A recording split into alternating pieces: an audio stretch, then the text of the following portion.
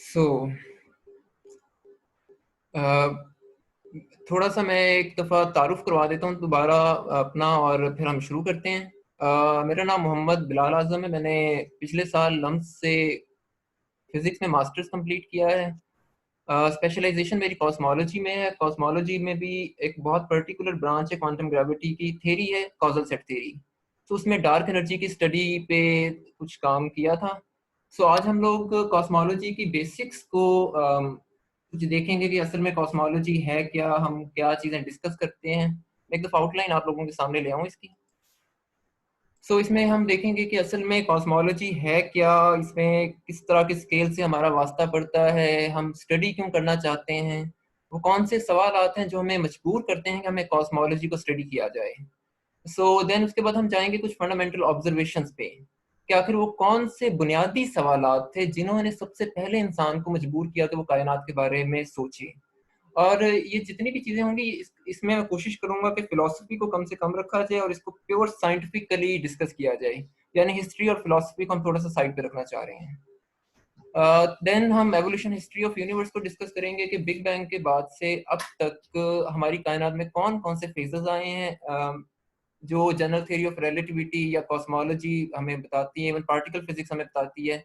उसकी बेस पर हमने कायनात को मुख्तलिफ अदवार में तकसीम किया हुआ है। चौथा हिस्सा इसका होगा स्टैंडर्ड मॉडल ऑफ कॉस्मोलॉजी। आप सब लोग पार्टिकल फिजिक्स के स्टैंडर्ड मॉडल से लाजमी तौर पर वाकिफ होंगे। हम देखना चाह रहे हैं कि क्या कॉस्मोलॉजी में भी ऐसा कोई मॉडल है, क्या ये वही मॉडल है जिसे हम बिग बैंग थ्योरी कहते हैं, और आखिर हम इसी मॉडल को क्यों चूज करते हैं। इसके बाद पांचवा हिस्सा हमारा होगा कि इस मॉडल की बुनियाद पर साइंसदानों ने फिर ये सोचना शुरू किया कि आखिर हम किस किस तरह के यूनिवर्स बना सकते हैं, देख सकते हैं, और अगर हम उसी मॉडल में अपने यूनिवर्स को ऑब्जर्वेशनली स्टडी करना चाहें तो कैसे कर सकते हैं। अभी इस चीज के ऊपर हम देखेंगे, और आखिरी सेक्शन होगा कि क्या कॉस्मोलॉजी में जितना काम होना था हो चुका है या इसके अंदर अभी कुछ ओपन प्रॉब्लम्स हैं। अगर हैं तो क्या वो हमारे लिए उतनी ही इम्पोर्टेंट हैं जितनी आज से 100 साल पहले के साइंसदानों के लिए कॉस्मोलॉजी खुद थी, और क्या इसका कोई कनेक्शन क्वांटम ग्रेविटी के साथ भी है या नहीं। क्वांटम ग्रेविटी सो कॉल्ड या सूडो साइंस में वेगली हम कह सकते हैं थ्योरी ऑफ एवरीथिंग। हम स्टार्ट करते हैं कॉस्मोलॉजी की डेफिनेशन से। आमतौर पर तीन बहुत क्लोजली रिलेटेड ब्रांचेस हैं हमारे पास, कॉस्मोलॉजी, एस्ट्रोफिजिक्स और एस्ट्रोनॉमी। तीनों में मामूली सा फर्क है।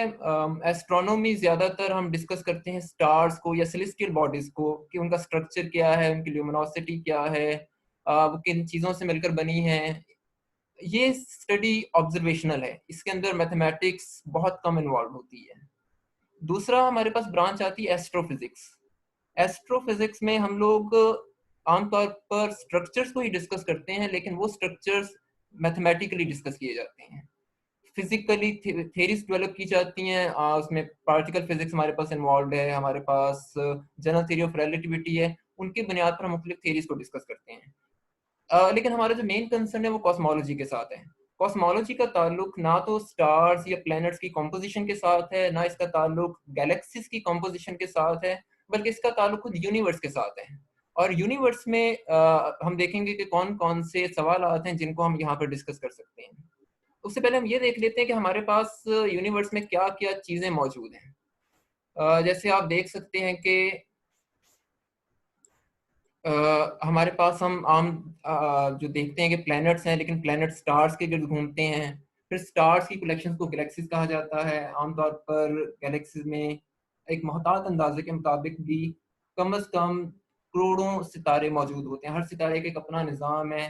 लेकिन ये भी चीज़ें यूनिवर्स के स्केल के ऊपर बहुत मामूली हैं, बहुत छोटी हैं, क्योंकि हमें पता है आज हबल स्पेस टेलीस्कोप है, डब्ल्यू मैप है, जेम्स स्पेस वेब टेलीस्कोप है, ये चीजें हमें बताती हैं कि गैलेक्सीज भी आपस में मिलकर क्लस्टर्स बनाती हैं। यहाँ पर मैंने एक लफ्ज लिखा हुआ है, ग्रेविटेशनली बाउंड इनटू क्लस्टर्स। ये ग्रेविटेशनली बाउंड का क्या मतलब है और ये हमारे लिए क्यों अहम है, इसको हम जब कॉन्टेंट्स का जिक्र करेंगे तो उस वक्त दोबारा देखेंगे। लेकिन मसला ये कि कॉस्मोलॉजी गैलेक्सीज के स्केल पर भी अप्लाई नहीं होती। हमें पता है कि गैलेक्सीज जैसे मिल्की वे है, एंड्रोमेडा है, और बेशुमार गैलेक्सीज हैं, ये मिलकर और बहुत बड़े बड़े स्ट्रक्चर्स बनाती हैं जिन्हें हम सुपर क्लस्टर्स कहते हैं। या लोकल ग्रुप्स कहते, सॉरी, जिन्हें हम क्लस्टर्स कहते हैं, क्लस्टर्स मिलकर बनाते हैं सुपर क्लस्टर्स। देन ये सारी चीजें मिलके अगेन हमारी अब यूनिवर्स डेवलप कर रही हैं, जिसको हम ऑब्जर्वेबल यूनिवर्स कहते हैं। यहाँ एक बहुत इंपॉर्टेंट पॉइंट है कि हम इसे ऑब्जर्वेबल यूनिवर्स कहते हैं, हम इसे एंटायर यूनिवर्स नहीं कहते। और ये एक ऐसा पॉइंट है जो हमें डिफरेंशिएट करने में मदद देगा कि कॉस्मोलॉजी के बारे में हमारे पुराने आइडियाज क्या थे और हमारे मौजूदा आइडियाज क्या हैं। मैं जब भी मौजूदा आइडियाज की बात करूंगा, इससे मुराद आइंस्टाइन की थ्योरी ऑफ जनरल रिलेटिविटी के बाद वाले आइडियाज हैं, जिन्हें आप प्री 1920s आइडियाज कह सकते हैं। मैं इन चीजों को एक डायग्राम से क्लियर करने की कोशिश करता हूँ। सो ये आप स्केल्स देख सकते हैं। मैं थोड़ी सी डायग्राम अगर बड़ी करूँ तो कि आपके पास ये एक कंपैरेटिव डायग्राम है जिसमें हमने अर्थ के साइज को ऑब्जर्वेबल यूनिवर्स और सुपर क्लस्टर्स लोकल ग्रुप्स के साथ कंपेयर किया हुआ है। तो आप पहले यहाँ पर अर्थ को देख सकते हैं, अर्थ मिलकर सोलर सिस्टम बना रही है। सोलर सिस्टम एक स्टार का सिस्टम है, इसी तरीके से मिल्की वे में बेशुमार स्टार्स हैं। तो सारे स्टार्स मिलकर एक इंटरस्टेलर मीडियम बना रहे हैं, इंटरस्टेलर नेबरहुड बना रहे हैं। और ये सारे स्टार्स मिलकर मिल्की वे गैलेक्सी बना रहे हैं, लेकिन गैलेक्सी भी कायनात में एक नहीं है। हम देख सकते हैं कि बहुत सारी गैलेक्सी मिलकर लोकल गैलेक्टिक ग्रुप बनाती हैं। लोकल गैलेक्टिक ग्रुप भी यूनिवर्सल स्केल्स के ऊपर बहुत छोटी चीजें हैं।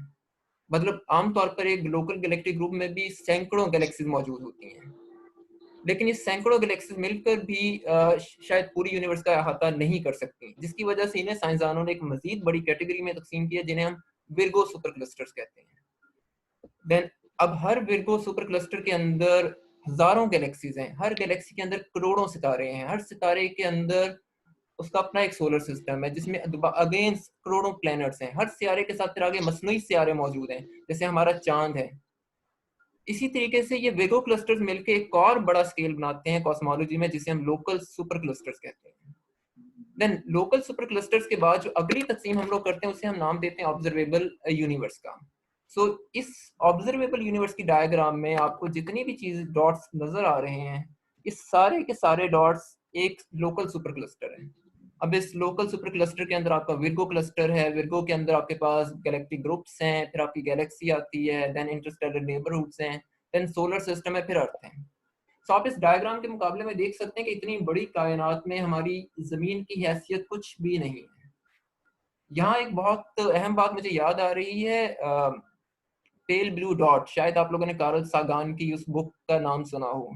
उसमें एक बहुत अच्छी डिस्कशन है एक तस्वीर के बारे में, जिसमें असल में जमीन की हैसियत को कायनात में उजागर किया गया है।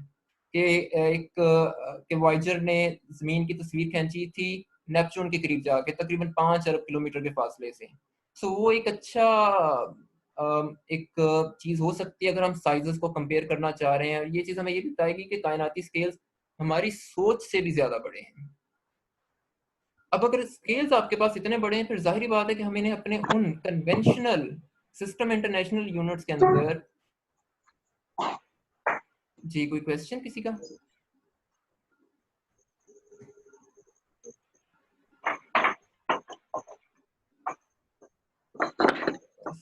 मैं एक मिनट चैट ओपन कर लूं यहाँ से।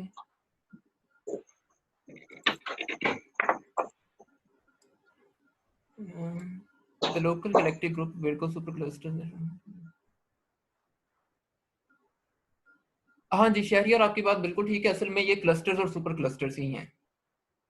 सो विर्गो और लोकल, इसको आमतौर पे लोकल ग्रुप्स कहा जाता है। लोकल ग्रुप्स अगेन इसकी कुछ रीजन है जिसकी वजह से हम इसको लोकल ग्रुप्स कहते हैं। लेकिन बहरहाल शहरियर की बात बिल्कुल ठीक है, इन्हें आसान जुबान में हम लोग सुपर क्लस्टर और सिंपल गैलेक्टिक ग्रुप्स या क्लस्टर्स कह सकते हैं। अच्छा, अब हम आ जाते हैं कुछ उन सवालात की तरफ जो हमें फिलोसफी के एस्पेक्ट से कॉस्मोलॉजी में मिलते हैं, और देन फिर हमें साइंटिफिक पॉइंट ऑफ व्यू से उन्हें कैसे क्लियर करते हैं, या वो उन्हें किस तरीके से रीस्टेट करते हैं साइंस के अंदर। अगर हम फिलोसफी के पॉइंट ऑफ व्यू से देखें तो हमें कुछ इस तरह के सवाल मिलते हैं कि हम लोग कहाँ से आए हैं, हम लोग यहाँ पर क्यों मौजूद हैं, हम हमारी आइडेंटिटी क्या है, और हम किस डायरेक्शन में जा रहे हैं, मतलब हमारा मुस्तकबिल क्या होगा। इसमें दूसरा और चौथा सवाल बहुत इंपॉर्टेंट है। तो जब मैं आखिरी स्लाइड पे आऊंगा ओपन प्रॉब्लम्स में, वहां हम इनको दोबारा एक दफा देखेंगे। अब कॉस्मोलॉजी इन ये सवालात को इंसान के लेवल पर स्टडी नहीं करती, कॉस्मोलॉजी इन सवालात को रीस्टेट करती है यूनिवर्स के स्केल पे जाके कि आखिर ये कायनात किन चीज़ों से मिलकर बनी है। क्या ये कायनात हमेशा से थी? क्या ये हमेशा होगी? अगर ये हमेशा से थी तो फिर बिग बैंग मॉडल हमें क्या बताता है? अगर ये कभी खत्म हो जाएगी तो खत्म होने के बाद क्या होगा? क्या कोई नई कायनात वजूद में आएगी? क्या कायनात की कोई बाउंड्री है? कोई ऐसी जगह जहां जाके कायनात रुक जाती है, या ये स्पेशल एक्सटेंट में यानी एक्स वाई जी डायमेंशन के अंदर इंफिनिटी तक फैली हुई है? तो हम देखेंगे ये सारी चीजें हमें फिजिक्स या स्टैंडर्ड मॉडल ऑफ कॉस्मोलॉजी कैसे बताता है।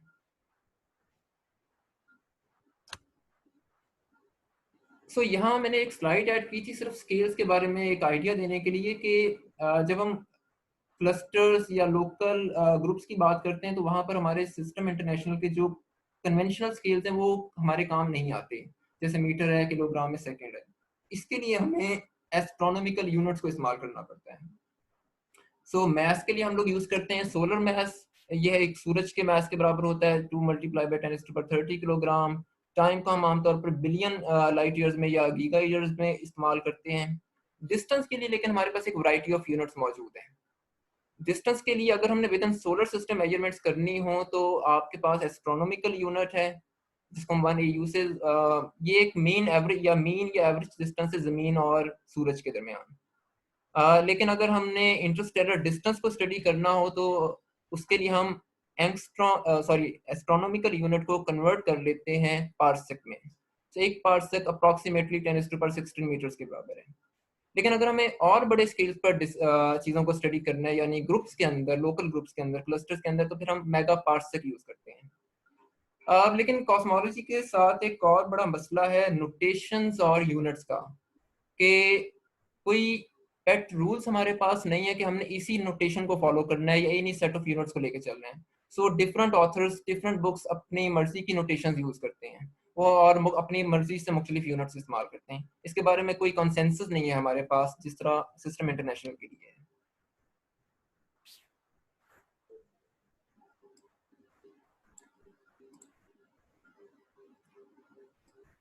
अच्छा, अब हम थोड़ा सा इसको साइंस की तरफ लेके चलते हैं कि जितनी चीज़ों को हम जिक्र कर रहे हैं हम साइंस में डिस्कस कैसे कर सकते हैं, या साइंस में डिस्कस करने के लिए सॉरी, एक क्वेश्चन है Vivo1713।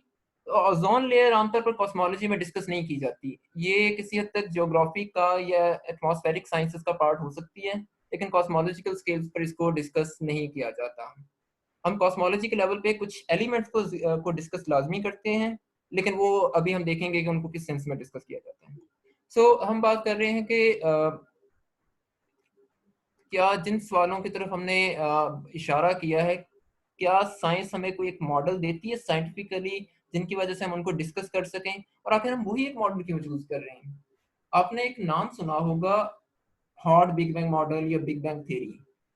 So big bang model एक वाइडली एक्सेप्टेड मॉडल है जिसे कॉस्मोलॉजी का स्टैंडर्ड मॉडल ऑफ कॉस्मोलॉजी भी कहा जाता है। इसका साइंटिफिक नाम है lambda CDM model. Lambda cold dark matter. अभी हम इन दोनों लफ्जों का मतलब देखेंगे कि लैम्डा यहाँ पर हमें क्या बता रहा है और CDM हमें क्या बताता है।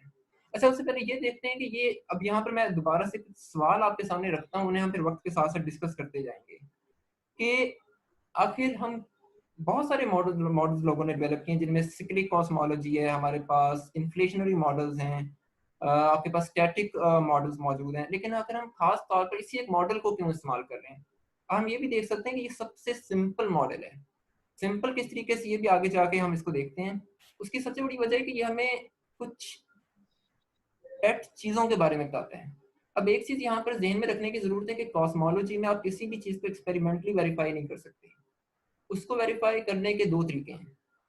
या तो आप उससे ऑब्जर्वेशनली चेक करें, आपने टेलीस्कोप्स खला में भेजी हुई हैं, हम उनके जरिए मेजरमेंट्स करते हैं, देन उनके ऊपर मुख्तलिफ साइंटिफिक मॉडल्स अप्लाई करते हैं, उनको चेक कर लेते हैं। दूसरा तरीका, और आपको पता कैसे लगेगा कि वो जो ऑब्जर्वेशन आपने की है वो आपके मॉडल के साथ कंसिस्टेंट है? उसका एक तरीका ये है कि आप अपने मॉडल को न्यूमेरिकली इवेलुएट करके देखें। ये पूरी एक ब्रांच है न्यूमेरिकल कॉस्मोलॉजी या न्यूमेरिकल रिलेटिविटी की, जिसमें हम उन्हीं चीज़ों को कंप्यूटर के ऊपर सिमुलेट करके देखते हैं और देखते हैं कि क्या हमारे रिजल्ट्स ऑब्जर्वेशंस के साथ मैच कर रहे हैं या नहीं। अगर मैच कर जाते हैं तो इसका मतलब है कि हमारा मॉडल वहां तक ठीक काम कर रहा है। अगर नहीं करते तो फिर हमें उसके बारे में कुछ और सोचना पड़ेगा। इसमें सबसे पहली जो चीज यहाँ पर मैंने लिखी हुई है, existence and the structure of the CMB radiation. आप में से बहुत सारे लोगों ने सुना होगा, सीएमबी से हम मुराद लेते हैं cosmic microwave background radiations. Cosmic microwave background radiations के बारे में हम अभी देखते हैं जब हम एवोल्यूशन हिस्ट्री को डिस्कस करेंगे।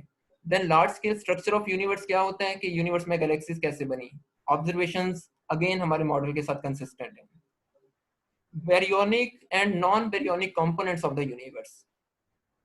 यूनिवर्स में दो तरह के कंपोनेंट्स मौजूद हैं, कुछ को हम कहते हैं बैरियोनिक और कुछ कहलाते हैं नॉन बैरियोनिक। बैरियोनिक से मुराद आप ये लीजिए कि ऐसे तमाम पार्टिकल्स जिन्हें आपकी पार्टिकल फिजिक्स या फिजिक्स की मौजूदा नॉन थ्योरीज डिस्क्राइब कर सकती हैं। जिस तरह हमारे पास standard model of particle physics है, वो बैरियोनिक पार्टिकल्स के लिए है। या एक और अल्फाज में ये कहा जा सकता है कि ऐसे तमाम पार्टिकल्स, और ये एक वेग स्टेटमेंट है लेकिन हम इसको इस्तेमाल कर सकते हैं कि वो तमाम पार्टिकल जो हमारे लेवल तक ग्रेविटी के साथ इंटरेक्ट नहीं करते, उन्हें हम बैरियोनिक कंपोनेंट्स का नाम देते हैं। मतलब हमें पता है कि आपके पास एक इलेक्ट्रॉन मौजूद है, इलेक्ट्रॉन फोटॉन्स के साथ इंटरेक्ट करता है, जो इलेक्ट्रोमैग्नेटिक थ्योरी, इलेक्ट्रोमैग्नेटिक फील्ड का मीडिएटर है। आपके पास जो इलेक्ट्रॉन है वो वीक डब्ल्यू और जी बोसॉन्स के साथ इंटरेक्ट करता है, जो वीक न्यूक्लियर फोर्स का मीडिएटर है। आपके पास जो फोटोन है, वही फोटोन आपके पास ग्लूऑन के साथ भी इंटरेक्ट करता है। ऑल्दो क्या हो सकता है कि वो फोटोन उस सिस्टम को अनचेंज रहने दे, लेकिन बाहर वो इंटरेक्ट करता है, फाइनमेंट डायग्राम्स, ये वो चीजें हमें सारी ये चीजें क्लियर करती हैं। लेकिन ये ग्रेविटी के साथ इंटरेक्ट नहीं करता, और अगर करता भी है तो अभी हमें उसके बारे में कोई मालूमात नहीं है। सो बहरहाल, सो फोटोन एक बैरियोनिक कंपोनेंट के तौर पर ही कंसीडर किया जाएगा, लेकिन बहुत सारी चीजें ऐसी हैं जो नॉन बैरियोनिक होती हैं। इसको हम अभी देखेंगे कि इसमें दो कौन सी चीजें आती हैं। असल में ये नॉन बैरियोनिक लैम्डा सीडीएम के लिए है। देन आखिरी चीज इसमें जो मैंने यहाँ पर लिखी हुई, एक्सेलरेटिंग एक्सपेंशन ऑफ यूनिवर्स। और इससे बिला मुबालिगा पिछली सदी में सीएमबी रेडिएशंस के बाद कॉस्मोलॉजी के अंदर चंद बहुत बड़ी प्रिडिक्शंस और ऑब्जर्वेशंस के अंदर इसमें से एक माना जाता है। हम देखते हैं कि एक्सेलरेशन से हम यहाँ पर मुराद क्या ले रहे हैं। अच्छा, यहाँ पर एक सवाल है कि कोल्ड डार्क मैटर क्या है। मैं डार्क मैटर के बारे में अभी अगली किसी स्लाइड में बात करता हूँ, जब मैं कंपोनेंट्स का दोबारा जिक्र करूँगा। तो इसके अलावा और बहुत सारी प्रेडिक्शंस हैं जो हमें बताती हैं कि लैम्डा सीडीएम मॉडल एक एक्यूरेट मॉडल है और हम इस पे रिलाई कर सकते हैं, हम इस पे एटलीस्ट किसी हद तक बिलीव कर सकते हैं।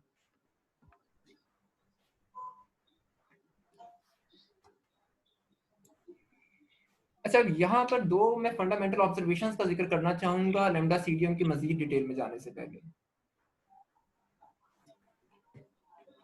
कि अगर हम थोड़ी देर के लिए साइंस को एक तरफ रख दें, तो जमीन पे गारों में जो इंसान मौजूद था, उससे आखिर कायनात के बारे में सोचने पे किन चीजों ने मजबूर किया। या एक ऐसे दौर में कि जब साइंस ने इतनी तरक्की नहीं की थी, निशत सानिया से पहले या अ, आज से कुछ चंद हजार साल पहले, तो आखिर वो कौन सी ऐसी चीजें थी कि जो इंसान को कॉस्मोलॉजी या इल्म फल्कियात की तरफ रागिब करती थी। उन्हें सबसे पहला इंपॉर्टेंट पॉइंट है, आप ये देखें कि जब आप अभी हमने शुरू में बात की पहली किसी स्लाइड में कि हमारी गैलेक्सी के अंदर करोड़ों सितारे हैं। जाहिर बात है हर सितारे के अंदर फ्यूजन होती है, फिशन होती है, वो बहुत ज्यादा एनर्जी पैदा करता है। और इसकी मिसाल हम सूरज से देख लेते हैं कि सूरज की रोशनी जब दिन में जमीन पर आती है तो आप मतलब आपके पास पूरा आसमान रोशन हो जाता है। आसमान पे तो इस वक्त करोड़ों सितारे मौजूद हैं। आखिर इतने करोड़ों सितारे मिलके भी आसमान को रोशन क्यों नहीं करते? हम जब रात को जाके आसमान देखते हैं तो वो रात को काला ही क्यों नजर आता है? तो तारीख ही क्यों है? तो ये एक बहुत इंपॉर्टेंट पैराडॉक्स है कॉस्मोलॉजी के अंदर कि why night sky is dark. अगर आपके पास बिलियंस ऑफ स्टार्स हैं तो आसमान को तो रोशन नजर आना चाहिए जैसे दिन में आता है। अभी हम देखते हैं कि ये हमें इसका जवाब हम कैसे देंगे। और दूसरी ऑब्जर्वेशन ये है कि there are no preferred directions, no preferred locations. ये बहुत इंपॉर्टेंट पॉइंट है जब भी हम कॉस्मोलॉजी का मॉडल डेवलप करने लगेंगे। So, आप ये समझिए कि लैम्डा सीडीएम मॉडल या स्टैंडर्ड मॉडल कॉस्मोलॉजी इस एक पॉइंट के ऊपर खड़ा हुआ है। तो ये पॉइंट उसकी बेस है। अगर हम इस पॉइंट को बीच में से निकाल दें तो आपके सारी कॉस्मोलॉजी के मॉडल्स एनाइसोट्रॉपिक हो जाएंगे, उनके अंदर बहुत एब्रप्ट किस्म की चेंजेस आएंगी।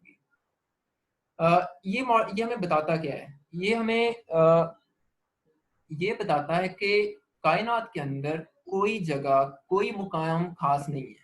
ना तो कायनात के अंदर किसी डायरेक्शन का कॉन्सेप्ट है, जैसे हम ज़मीन पर मशरिक, मगरिब, शुमाल, जनूब, शुमालन, जनूबन, मशरकन, गरबन लेते हैं। यूनिवर्स के अंदर इस तरह के स्केल्स का कोई कॉन्सेप्ट नहीं है, इस तरह की कोई डायरेक्शन नहीं है। दूसरा, यूनिवर्स के अंदर कोई प्रेफर्ड लोकेशन नहीं है। प्रेफर्ड लोकेशन से क्या मुराद है कि कोई जगह कायनात का सेंटर नहीं है। अगर हम थोड़ी देर के लिए ये अज्यूम करें कि माजी में आज से 14 अरब साल पहले किसी वक्त बिग बैंग हुआ था, तो बिग बैंग कहाँ हुआ था? होना तो चाहिए, तो जिस पॉइंट पर बिग बैंग हुआ होगा फिर वो पॉइंट कायनात का सेंटर होगा, वो कायनात का मरकज कहलाएगा। लेकिन ऑब्जर्वेशंस और हमारी मैथ हमें ये बताती है कि कायनात का कोई सेंटर नहीं है। इससे कॉस्मोलॉजी की टेक्स्ट बुक्स में एक बात लिखी होती है कि इससे मुराद हम ये लेते हैं कि शायद माजी में हर जगह पर बिग बैंग हुआ हो, कायनात में हर पॉइंट पर बिग बैंग हुआ होगा। और हो सकता है कि अभी भी कायनात के अंदर बहुत सारे पॉइंट्स ऐसे हैं जो हमें नजर नहीं आ रहे, जो हमारे देखने की हद से बाहर है, लेकिन वहां पर हो सकता है कि बिग बैंग हो रहा हो। ये कुछ आइडियाज हैं। अब इन स्टेटमेंट्स की हकीकत कितनी है या इनकी साइंटिफिक ऑथेंटिसिटी कितनी है, ये एक अलग डिबेट है। लेकिन बहरहाल ये पॉइंट हमें क्लियर करता है कि कायनात के अंदर कोई भी मरकज नहीं है, हर जगह कायनात के अंदर सेम है। लेकिन अब यहाँ पर आप ये कहेंगे कि अगर हम स्पेस में जाके देखें तो हमें नजर आता है कि हमारे एक तरफ चांद है, किसी और डायरेक्शन में देखें वहां पर सूरज है, दोनों के फासले डिफरेंट हैं, दोनों का एनवायरनमेंट डिफरेंट है। अगर ऐसा है तो फिर तो कायनात के अंदर प्रेफर्ड लोकेशन है। मैं खला में जाता हूँ, मैं कहता हूँ कि मेरे मशरिक की तरफ चांद है, मगरिब की तरफ सूरज है। इसका मतलब तो ये होगा कि फिर ये तो इस पॉइंट की तो कोई हैसियत ही नहीं है। और चूंकि हम मेजरमेंट जमीन के लिहाज से कर रहे हैं, तो हम कह रहे हैं कि जमीन के लिहाज से मशरिक में चांद है, मगरिब में सूरज है। अब इस पॉइंट का सबसे पहला इसमें जो हम कंडीशन लगाते हैं वो ये कि ये पोस्टुलेट सोलर सिस्टम के स्केल पर काम नहीं करता। ये पॉइंट, ये पोस्टुलेट गैलेक्सी के स्केल पर भी काम नहीं करता। ये पोस्टुलेट इंटरस्टेलर नेबरहुड में भी अप्लाई नहीं होता। इस पोस्टुलेट की पहली एप्लीकेशन आपके पास लोकल ग्रुप से स्टार्ट होती है, ग्रुप ऑफ गैलेक्सीज से। वहां से जाके असल में हम कॉस्मोलॉजी को डिस्कस करना स्टार्ट करते हैं। इसका मशहूर नाम या साइंसी नाम इसका कॉस्मोलॉजिकल प्रिंसिपल है। इसे एंथ्रोपिक प्रिंसिपल भी कहा जाता है फिलोसफी में। आगे हो सकता है कि हम इसके ऊपर दोबारा जिक्र करें जब हम बिग बैंग को डिस्कस करेंगे। अच्छा, बार बार एक सवाल आ रहा है, सीडीएम और लैम्डा यहाँ पर क्या है? ये अभी हम इनके बारे में डिस्कस करते हैं। अच्छा, यहाँ पर दोबारा से हम पैराडॉक्स को देखते हैं। मैं हम तो इस पैराडॉक्स का बहुत ज्यादा तसल्ली से जवाब नहीं दूंगा। ये पैराडॉक्स मैं आप सबके लिए छोड़ता हूँ, क्योंकि ये इतनी डिटेल्ड पैराडॉक्स है कि अगर हम सिर्फ इस पर डिस्कस करने लगे तो शायद पूरी लेक्चर या प्रेजेंटेशन इसी एक के ऊपर निकल जाए। इसका मैं एक आइडिया आपको दे देता हूँ कि आइंस्टाइन की थ्योरी ऑफ जनरल रिलेटिविटी आने से पहले प्री 1930s, प्री 1930 इसलिए लिखा हुआ है कि इस डेकेड में जनरल रिलेटिविटी को कॉस्मोलॉजी के अंदर इस्तेमाल करना शुरू किया गया था। पहले जो बकायदा वैलिड मॉडल्स आए थे वो इस डेकेड के अंदर आए थे। इस डेकेड से पहले ये सोचा जाता था कि जो कायनात है वो इन्फिनिट है। इन्फिनिट का मुराद, इन्फिनिट से मुराद है कि स्पेशल एक्स वाई जी के अंदर इन्फिनिट है। अगर आपके पास एक्स वाई और जी है तो वो तीनों डायरेक्शन में कायनात इन्फिनिटी तक फैली हुई है। ये इटर्नल है, ये हमेशा से है और हमेशा रहेगी। तीसरी चीज की ये स्टैटिक है। अब ये तीनों पॉइंट्स हमारे लिए बहुत इंपॉर्टेंट हैं। इन्फिनिट और इटर्नल असल में लीड करेंगे जाके बिग बैंग मॉडल को, और स्टैटिक जाके कॉरेस्पॉन्ड करेगा, लीड करेगा हमें एक्सपेंशन ऑफ यूनिवर्स पे। सो उस वक्त ये सोचा जाता था कि कायनात हमेशा से है, हमेशा रहेगी, कायनात की कोई हद नहीं है और ये साकिन है। जो चीज जहां मौजूद है वो वहीं पर मौजूद है। आपका सूरज एक जगह मौजूद है, वो उसी जगह पर मौजूद है। जमीन की एक खास लोकेशन है, बस वो जमीन उसी जगह घूमती रहती है और इसका बाकी यूनिवर्स के साथ कोई लेना देना नहीं है। लेकिन अगर ये ऐसा है कि कायनात हमारी वक्त और फासले दोनों में लामतनाही है, तो रात को आसमान कहाँ क्यों नजर आता है? तो स्टार्स भी इनफाइनाइट होंगे, उन स्टार्स की रोशनी हम तक आने, स्टार्स की रोशनी अगर टाइम भी इनफाइनाइट है तो फिर तो उनकी रोशनी जमीन तक आ चुकी होगी, फिर तो हमें आसमान रोशन नजर आना चाहिए। लेकिन ऐसा नहीं है। इस पे बहुत सारे साइंसदानों ने काम किया है, लेकिन जिसमें एक बहुत बड़ा नाम ऑल्बर्ट्स का है। ऑल्बर्ट्स एक जर्मन साइंटिस्ट था जिसने पहली बार इसको साइंटिफिकली आंसर करने की कोशिश की थी। सो इसमें बहुत सारी अप्रोचेस मौजूद है, मैं सिर्फ इसके एक फाइनल क्रक्स पे आऊँगा जो जनरल रिलेटिविटी से हमें पता लगता है। जनरल रिलेटिविटी ने एक मॉडल प्रपोज किया जिसे हम बिग बैंग मॉडल कहते हैं। बिग बैंग मॉडल हमें, अब ये एक अलग सवाल है कि हम बिग बैंग मॉडल पे रिलाई क्यों कर रहे हैं, इसका जवाब अगली किसी स्लाइड में हम दोबारा से देखते हैं। सो बिग बैंग मॉडल ये बताता है कि कायनात हमेशा से नहीं है। हमें पता है कि एक 14 अरब साल पहले एक पॉइंट था, सिंगुलैरिटी, वहां पर धमाका हुआ और कायनात वजूद में आई। तो इसका मतलब है कि कायनात टाइम के अंदर तो इनफाइनाइट नहीं है। दूसरी चीज ये कि कायनात पोजीशन के अंदर भी इनफाइनाइट नहीं है। उसकी वजह ये है कि 1929 में हबल ने साबित किया था कि गैलेक्सीज हमसे फैल रही हैं। अगर फैल रही हैं तो इस वक्त कायनात की कोई बाउंड्री नहीं है, कोई जगह ऐसी नहीं इस वक्त जहां पर जाके कायनात रुक जाती है। तो पोजीशन के अंदर भी इनफाइनाइट नहीं है। इस पे यहाँ पर एक और जवाब आया कि maybe the planets are so far away that the light that they give off is undetectable. So ये एक बिल्कुल वैलिड पॉइंट है, लेकिन यहाँ पर हम प्लैनेट्स की जगह स्टार्स यूज करेंगे। सो बहुत सारे सितारे ऐसे हैं जो हमसे अरबों नूरी साल के फासले पर हैं, उनकी लाइट हो सकता है कि अभी हम तक ना पहुंची हो। और उसकी एक वजह ये है कि दरमियान में आप देख सकते हैं यहाँ पर इस डायग्राम में कि यहाँ से लाइट का एक फोटोन निकला है, ये फोटोन इस स्टार पे जाके रुक जाता है, ये आगे एक बैरियर लगा हुआ है। तो असल में लाइट के आगे डिफरेंट तरह की ऑब्स्ट्रक्शंस आ रही हैं जहां पर जाके रोशनी के पार्टिकल्स रुक जाते हैं। तो असल में अगर हम इस पे मैथमेटिक्स अप्लाई करें, इसका इंटीग्रल लें, इसकी ल्यूमिनोसिटी फाइंड करें, नंबर डेंसिटी वगैरह अप्लाई करें, तो हम देख सकते हैं कि आसमान सिर्फ एक एवरेज स्टार की सरफेस ब्राइटनेस जितना रोशन होना चाहिए। एक सितारा एवरेज तौर पर जितना चमकता है वही आसमान की टोटल चमक होनी चाहिए। इसे मैथमेटिकली साबित कर सकते हैं। सो बहरहाल ये कुछ पॉस्टुलेट्स हैं जिनकी वजह से फिर हम कह सकते हैं कि इसी वजह से रात को हमारा आसमान तारीक नजर आता है। और ये सारे सवालों के जवाब हमें मिल रहे हैं बिग बैंग यूनिवर्स से, बिग बैंग मॉडल से। सो ये एक बहुत इम्पॉर्टेंट पॉइंट है। सो ये एक इम्पॉर्टेंट पॉइंट है जो वैलिडेट कर रहा है बिग बैंग मॉडल को। अब आप देख सकते हैं इसमें दोनों चीजें आई हैं। एक तो ये कि कायनात का कोई आगाज था, यानी कि टाइम में इटर्नल नहीं है। दूसरा ये कि कायनात फैल भी रही है, इसीलिए तो उनकी रोशनी अब तक हम तक नहीं पहुंची।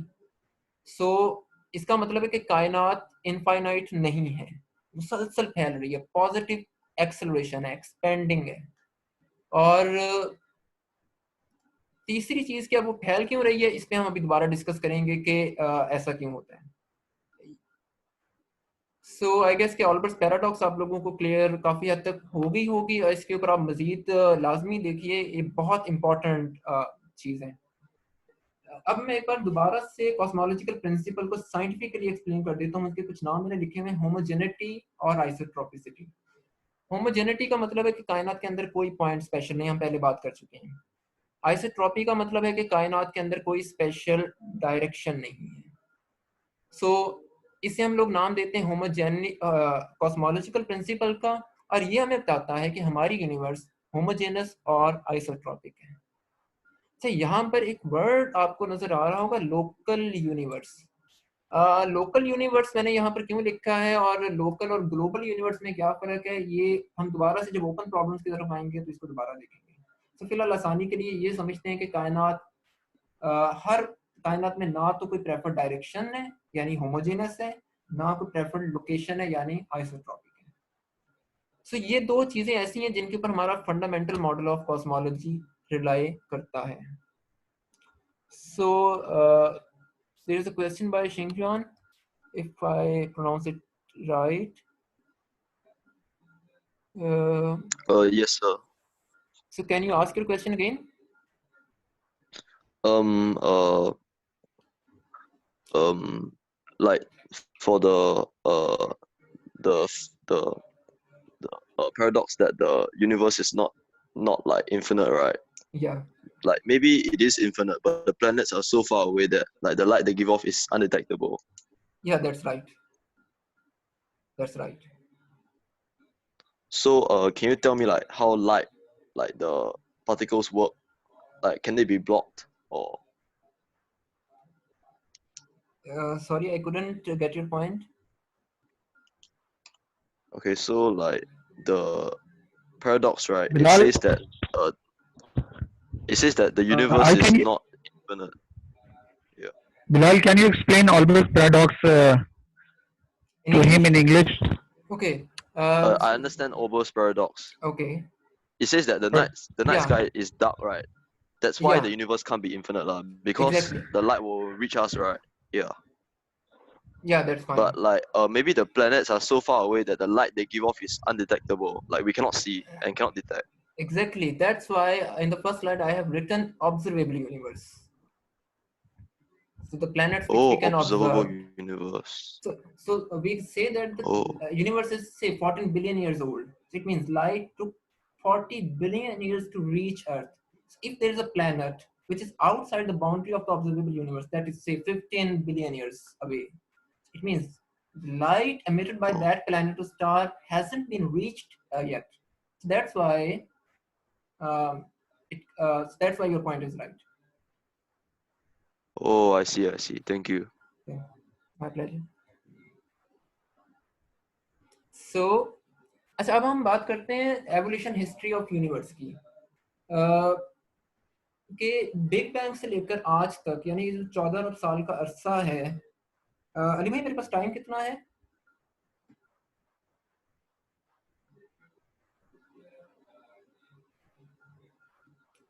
हेलो अली भाई टाइम कितना है फिलहाल जी आप 10 बजे तक चलाएं इसको चलें ठीक है या Bashir Nizami you have a question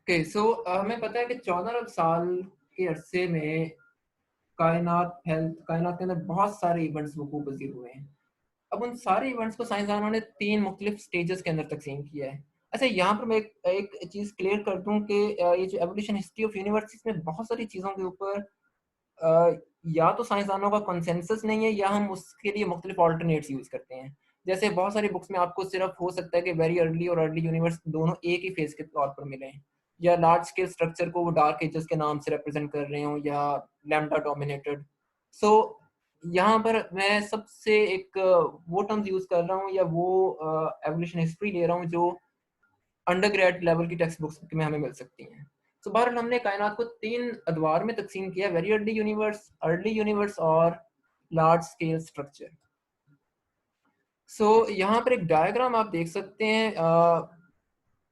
मैं इस डायग्राम को एक दफ़ा एक्सप्लेन करूँगा तसल्ली के साथ सो ये डिफरेंट आपको जो सर्कल्स नजर आ रहे हैं ओवल शेप के ये डिफरेंट पीरियड्स हैं यूनिवर्स के सो मैं असल में अगली स्लाइड पे आता हूँ मैं एक ही स्लाइड के ऊपर सारा कुछ ऐड कर नहीं सका सो हम यहाँ से देखना शुरू करते हैं बिग बैंग हो गया आपके पास बिग बैंग के बाद क्या हुआ हमारे पास जितनी भी फिजिकल थ्योरीज हैं 0 सेकंड से लेकर 1 प्लांक सेकंड यानी 10⁻43 सेकंड तक हमारे पास कोई ऐसा मॉडल नहीं जो हमें बता सके कि यहाँ पर क्या हुआ इस मॉडल को हम लोग प्लांक एरा का नाम देते हैं प्लांक एरा वो थ्योरेटिकली एक ऐसा एरा भी समझा जाता है कि जब कायनात की चारों बुनियादी कुव्वतों में इत्तेहाद था यानी ग्रेविटी इलेक्ट्रोवीक थ्योरी आपके पास और स्ट्रॉन्ग न्यूक्लियर फोर्स मिलकर एक ही कुव्वत बनाती थी जिसे हम थ्योरी ऑफ एवरीथिंग कहते हैं या आप इसको क्वांटम ग्रेविटी की थ्योरी कह लें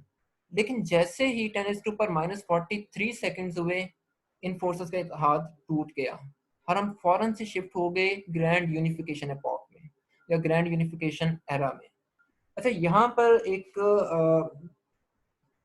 चीज आप देखते जाइएगा जैसे जैसे हम आगे बढ़ते जाएंगे एक चीज ध्यान में रखनी है कि कायनात आहिस्ता आहिस्ता ठंडी होती जा रही है और फैलती जा रही है तो असल में जैसे जैसे फैल रही है वैसे वैसे कायनात का टेम्परेचर भी कम होता जाएगा और ये ठंडी होती जाएगी सो देन उसके बाद हम आगे ग्रैंड यूनिफिकेशन एपॉक में मैं इनको कुछ चीज़ों को बहुत जल्दी में गुजारता जाऊंगा सो ग्रैंड यूनिफिकेशन एपॉक 10⁻³ सेकंड्स पे जाके खत्म हो जाती है इस दौरान क्या था कि आपकी strong nuclear force electroweak force के साथ यूनिफाइड थी सो असल में अगर हम उनकी यूनिफिकेशन स्टडी करना चाहते हैं तो हमें इस टाइम के ऊपर एनर्जी स्केल क्रिएट करना पड़ेगा कि अगर उतना एनर्जी स्केल होगा तो वो फोर्सेस आपस में यूनिफाई हो सकती हैं वरना नहीं हो सकती जहां तक एनर्जी स्केल्स का ताल्लुक है ये डिफरेंट तरह के कट ऑफ्स के ऊपर डिपेंड करता है कि हम मेजरमेंट्स किन यूनिट्स में कर रहे हैं सो आमतौर पर हम ये मेजरमेंट्स ईवीज के अंदर करते हैं और अगर आप लोग ये एनर्जी वगैरह कैलकुलेट करना चाहें तो ये बहुत इजीली कैलकुलेट की जा सकती है सो 10⁻³ सेकंड से -12 सेकंड तक एक एरा चलता है जिसको हम इलेक्ट्रोवीक एरा कहते हैं इसके अंदर आपकी ग्रैंड यूनिफिकेशन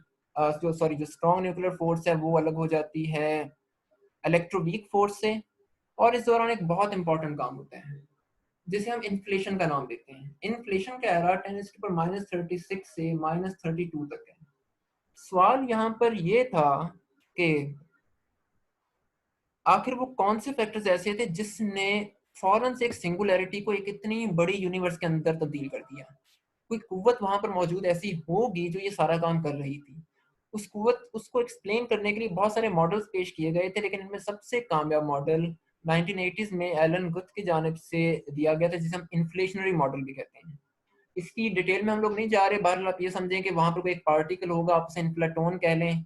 उस पार्टिकल ने कायनात को अचानक से फैला दिया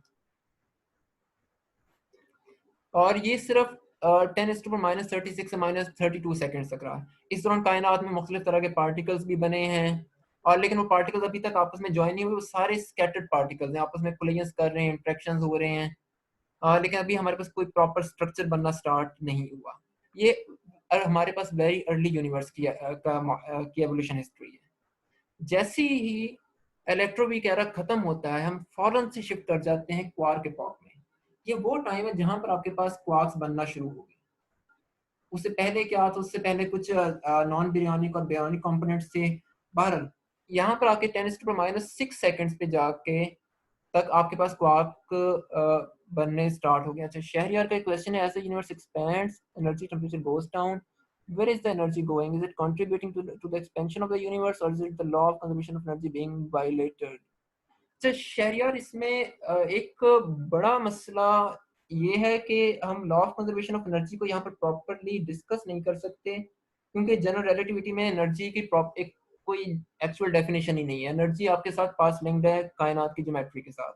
दूसरी आपकी बात बिल्कुल ठीक है कि जैसे जैसे कायनात फैल रही है, इसका टेम्परेचर कम हो रहा है, जिसकी वजह से हम आहिस्ता आहिस्ता जो है वो बिग रिप की तरफ जा रहे हैं, यानी कि एक डिवाइड की तरफ जा रहे हैं। फोटॉन्स खत्म होते जाएंगे, कायनात ठंडी होती जाएगी। सो अब वो एनर्जी असल में क्या है, इसके लिए ये क्वेश्चन असल में थोड़ा सा टेक्निकल है इस सेंस में कि उसके लिए आपको कुछ फैक्टर्स हैं जिनमें एक वैक्यूम फ्लक्चुएशंस भी हैं। वैक्यूम फ्लक्चुएशंस और खास तौर पे सेकंड ऑफ थर्मोडायनामिक्स को ब्लैक होल्स के कॉन्टेक्स्ट में देखना पड़ेगा। तो ये थोड़ा सा टेक्निकल आंसर है, इसको हम अगर बाद में इसके बाद डिस्कस कर लें तो हम इसको दोबारा देख लेते हैं, क्योंकि इसके लिए हमें कुछ ज़्यादा डिटेल्ड चाहिए होंगी। सो ये हम आखिर में अगर हमें वक्त मिला तो हम इस सवाल को दोबारा डिस्कस कर सकते हैं। सो बहरहाल फिलहाल हम ये नहीं कह सकते कि यहाँ पर law of conservation of energy violate हो रहा है, क्योंकि एनर्जी, जिस एनर्जी की आप बात करें वो एनर्जी असल में लिंक कर रही है डार्क एनर्जी के साथ। डार्क एनर्जी को कुछ मॉडल्स कनेक्ट करते हैं लैम्डा के साथ, जिसे हम कॉस्मोलॉजिकल कांस्टेंट कहते हैं। सो जो कॉस्मोलॉजिकल कांस्टेंट है, वो कॉस्मोलॉजिकल कांस्टेंट के आगे फिर मुख्तलिफ अजम्पशंस हैं। हमें अभी यही नहीं पता कि लैम्डा की नेचर क्या है। कुछ थेरीज ये प्रपोज करती हैं कि वो कांस्टेंट है, कुछ ये प्रपोज करती हैं कि वो फ्लक्चुएटिंग है। सो लेकिन शायद इस सवाल का जवाब हम तब तक सभी पक्ष जवाब ना दे सकें जब तक हमारे पास एक डिस्क्रीट वर्जन नहीं आ जाता ग्रेविटी का, क्योंकि इसमें कुछ इस तरह के प्रभाव हम इसको आखिर में देखेंगे। अगर वक्त मिला तो मैं लैम्डा के ऊपर थोड़ी सी और डिस्कशन करूंगा।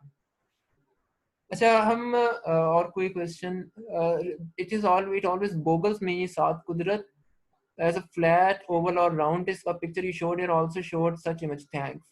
So सात यूनिवर्स की कुछ ज्योमेट्रीज है, मैं अभी उन ज्योमेट्रीज की तरफ आता हूँ एवोल्यूशन हिस्ट्री के फौरन बाद। वो मैंने एक स्लाइड ऐड की हुई है। अच्छा, ये मैं यहाँ पे से जल्दी से यहाँ से गुजर जाता हूँ, क्योंकि ये इतना कोई इंटरेस्टिंग चीज नहीं है एटलीस्ट स्लाइड्स पे डिस्कस करने के लिए। सो इस टाइम पे जाके आपके पास क्वार्क्स बनना शुरू हो गए। क्वार्क्स के कुछ फेजेस में जिक्र करना लाजमी चाहूंगा। बैरियोजेनेसिस। बैरियोजेनेसिस क्या था कि जब कायनात बनी थी तो कायनात में सिर्फ एनर्जी मौजूद थी। एनर्जी उस वक्त बनती है जब पार्टिकल और एंटी पार्टिकल आपस में मिलें और वो एनर्जी को एनाइलेट करें और एनर्जी क्रिएट कर दें। अब आपके पास इसका मतलब है कि बैरियोजेनेसिस से पहले पहले पार्टिकल्स और एंटी पार्टिकल्स दोनों बराबर तादाद में मौजूद थे। लेकिन जैसे ही बैरियोजेनेसिस होता है, फौरन से एक एसिमेट्री आना शुरू हो जाती है। कायनात में मैटर की तादाद बढ़ती जाती है, एंटी मैटर की तादाद कम होना शुरू हो जाती है। इसे हम आमतौर पर बैरियन एसिमेट्री का नाम भी देते हैं। सो लेकिन हमें नहीं पता कि ऐसा होता क्यों है। अभी हमारे पास इस बात की कोई जस्टिफिकेशन नहीं है। तो इसीलिए जब हम मल्टी यूनिवर्स की बात करते हैं तो कुछ लोग प्रपोज करते हैं कि शायद कोई यूनिवर्स ऐसी हो जो जिसमें एंटी मैटर की तादाद ज़्यादा हो, मैटर की तादाद कम हो। या जब हम कुछ फ्लक्चुएटिंग मॉडल्स की बात करते हैं तो वहां पर लोग प्रपोज करते हैं कि ऐसी यूनिवर्स हो सकता है कि इस वक्त कोई यूनिवर्स ऐसी बनी हो और बन के खत्म भी हो गई हो, फिर दोबारा से बिग बैंग हुआ हो, या बिग बैंग के अंदर एक बिग बैंग हुआ हो, उसमें एक ऐसी यूनिवर्स बनी जिसमें मैटर एंटी मैटर से ज्यादा था, आहिस्ता आहिस्ता दोनों बराबर हो गए, वो यूनिवर्स एक दोबारा से खत्म हो गई, एनाइलेट हो गई। तो बारह इसमें इस तरह की कुछ अजम्पशंस या आइडियाज मौजूद हैं, हाइपोथेसिस मौजूद हैं, लेकिन अभी हमारे पास इसका कोई पेट आंसर नहीं है।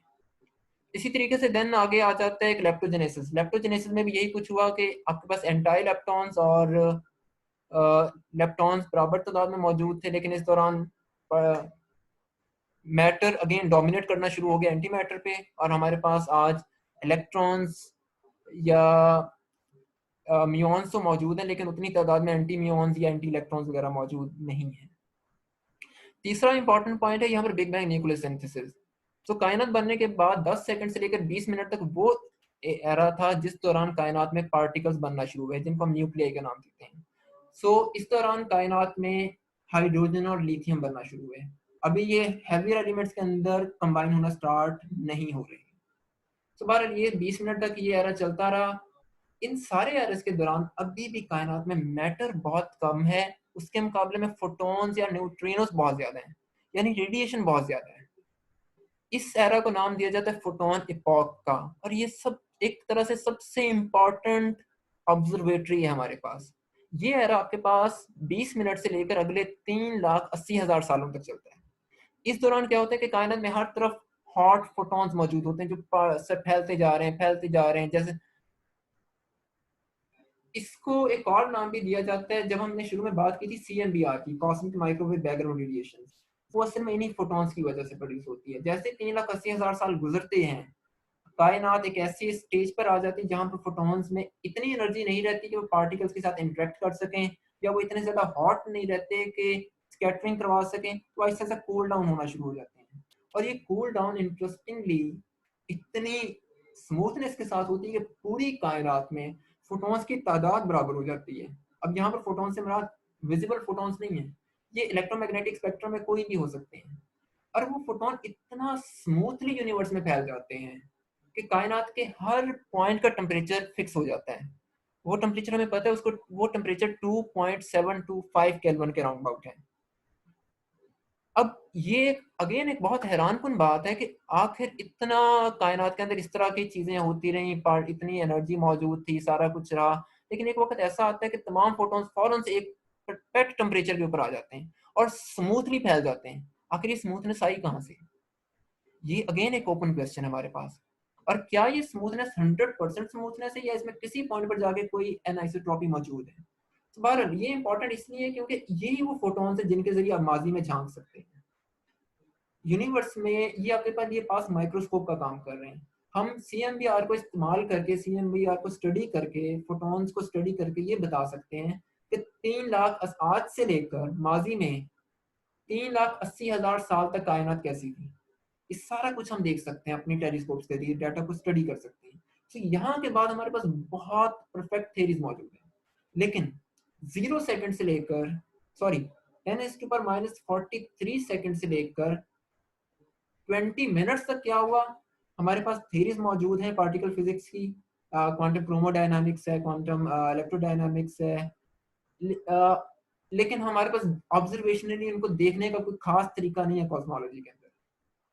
सो इसलिए ये हमारे पास ये एक बहुत इंपॉर्टेंट माइक्रोस्कोप का काम करती है, और इस तरह को रेडिएशन डोमिनेटेड यूनिवर्स कहा जाता है, क्योंकि इस वक्त कायनात में सिर्फ फोटॉन्स हैं, फोटॉन्स के मुकाबले में मैटर की तादाद कम है। सो यहाँ तक कोई क्वेश्चन? अच्छा, is Afsha is quark is a basic building block of universe.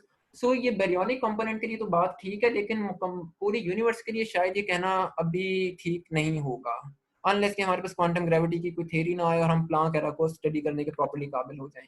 इस सिलसिले में कुछ मॉडल्स लोगों ने पेश किए हैं जिनमें से सुपरसिमेट्री बहुत इंपॉर्टेंट रोल रखती है, लेकिन बहरहाल अभी हमारे पास कोई कंफर्म इस सिलसिले में सबूत मौजूद नहीं है। What is the reason behind this that was का क्वेश्चन है matter and anti matter not equal. अच्छा अगेन ये वही सवाल है, ये अभी ओपन प्रॉब्लम्स है हमारे पास, इस तरह के असम्पशन मौजूद हैं जो मॉडल्स हमें बताते हैं, लेकिन कोई प्रॉपर थ्योरी मौजूद नहीं जो बता सके कि वाकई ऐसा हुआ है। ये अभी ओपन क्वेश्चन है और लोग इनके ऊपर काम कर रहे हैं। अब्दुल सबूर जी भी, ये बिल्कुल 20 मिनट के अंदर आपके पास लाइट न्यूक्लियस बनना शुरू हो गए थे। और ये बिग बैंग न्यूक्लियस सिंथेसिस, ये भी असल में बिग बैंग मॉडल की एक प्रिडिक्शन थी, जिसे बाद में 1940s के अराउंड साइंसदानों ने बाकायदा साबित किया था। We can say that is there other universe of dominating anti-particles? Haroon theories मौजूद हैं, वो theories आई क्यों है? वो क्वांटम ग्रेविटी को स्टडी करने के लिए आई है। स्ट्रिंग थ्योरी प्रेडिक्ट करती है 10⁵500 यूनिवर्सेस, लेकिन वाकई ऐसा है या नहीं है हमें नहीं पता, ये assumptions हैं। लेकिन अभी हम कोई इस बारे में बात नहीं कर सकते। अभी हमें सिर्फ यही पता है कि हमारी यूनिवर्स है और वो भी ऑब्जर्वेबल है, मुकम्मल तौर पर हमें उसके बारे में भी कोई मालूमात नहीं है। अच्छा इसके बाद मैं जल्दी से इस एवोल्यूशन हिस्ट्री को खत्म करके थोड़ा सा प्रॉपर मैथ की साइंस की तरफ आता हूँ इसकी, कि हम क्या क्या देख सकते हैं। जैसे ही फोटोन खत्म हुए उसके बाद एक एरा स्टार्ट हो जाता है जिसको हम डार्क एजेस का नाम देते हैं, और ये एरा तकरीबन 15 करोड़ साल तक चलता है। अच्छा ये नाम थोड़ा सा कंफ्यूजिंग है। डार्क एजेस से मुराद हमें ऐसे लगता है कि शायद इस दौरान कायनात में रोशनी थी ही नहीं, सारे फोटॉन्स पता नहीं अचानक से कहाँ चले गए, लेकिन ऐसा नहीं है। इसको डार्क एजेस इस वजह से कहते हैं कि इस दौरान कायनात में कोई प्रॉपर स्ट्रक्चर डेवलप होना शुरू नहीं हुआ था। इस दौरान आपके पास पार्ट अभी भी स्कैटरिंग हो रही है, फोटोन अब न्यूक्लियाई आपस में मिलना शुरू हो रहे हैं, रिकम्बिनेशन हो रही है जो मैंने पीछे जिक्र किया स्लाइड में। सो रिकम्बिनेशन होना स्टार्ट हो रही है और मुख्तलिफ तरह के फिनोमेना हो रहे हैं, पार्टिकल्स एक तरह से इकट्ठे होना स्टार्ट हो रहे हैं। लेकिन इस दौरान फोटॉन्स मौजूद हैं, और तो वो विजिबल लाइट के फोटॉन्स नहीं होंगे लेकिन डेफिनेटली फोटॉन्स मौजूद हैं। तो फोटॉन एपॉक से लेकर 15 करोड़ साल तक जब पहला सितारा कायनात में बना, ये एरिया डार्क एजेस कहलाता है। डार्क एजेस जैसे पहला सितारा बना, पहला सितारा बनने का मतलब ये कि अब न्यूक्लियस ने कलेक्ट होना शुरू कर दिया है, ग्रेविटेशनल क्लस्टरिंग होना स्टार्ट हो गई है। अब वो क्लस्टरिंग की बात मैं कर लेता हूँ। अब ये चीजें हुई कैसे, कैसे सारे पार्टिकल्स आपस में मिलकर एक स्टार बनाना शुरू हो गए। इसके लिए साइंसदानों ने प्रपोज किया है कि कायनात में ऐसे पार्टिकल्स मौजूद हैं जिन्होंने ग्रेविटेशनली इनको बाउंड करके रखा उस वक्त। उन पार्टिकल्स को डार्क मैटर्स का नाम दिया जाता है। Dark matter non baryonic components भी कहलाए जाते हैं।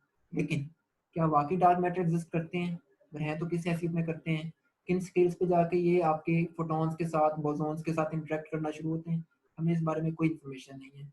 डार्क मैटर के बारे में थ्योरीज प्रिडिक्ट करती हैं और ये बहुत स्ट्रॉन्ग प्रिडिक्शंस हैं, लेकिन वाकयातन ये है या नहीं हम कुछ नहीं कह सकते। अब इसके डार्क मैटर को स्टडी करने के लिए सुपरसिमेट्री हमारे पास मौजूद है। देन डार्क मैटर के अंदर भी बहुत वैरायटी मौजूद है, आपके पास एक पूरा जंगल है पार्टिकल्स का, जिसमें सबसे फेमस LSP है, लाइटेस्ट पार्टिकल है इसका डार्क मैटर का। इवन लोगों ने मिनी ब्लैक होल्स तक को प्रपोज किया हुआ है डार्क मैटर के कैंडिडेट के तौर पर। लेकिन बहरहाल हमें कोई कंफर्मेशन नहीं है कि डार्क मैटर किस हैसियत में एग्जिस्ट करता है, किस स्केल पे जाकर इंटरेक्ट करना स्टार्ट होता है, लेकिन ऐसे शवाहिद मौजूद हैं कि ये एग्जिस्ट करता है और इसने आज भी इसी वजह से गैलेक्सीज को बाउंड करके रखा हुआ है। तो बहरहाल ये वो एरा है जो अगले 1 अरब साल तक चलता है। इस दौरान सितारे बन रहे हैं, इस दौरान यूनिवर्स में आहिस्ता आहिस्ता गैलेक्सीज बनना स्टार्ट हो रही हैं,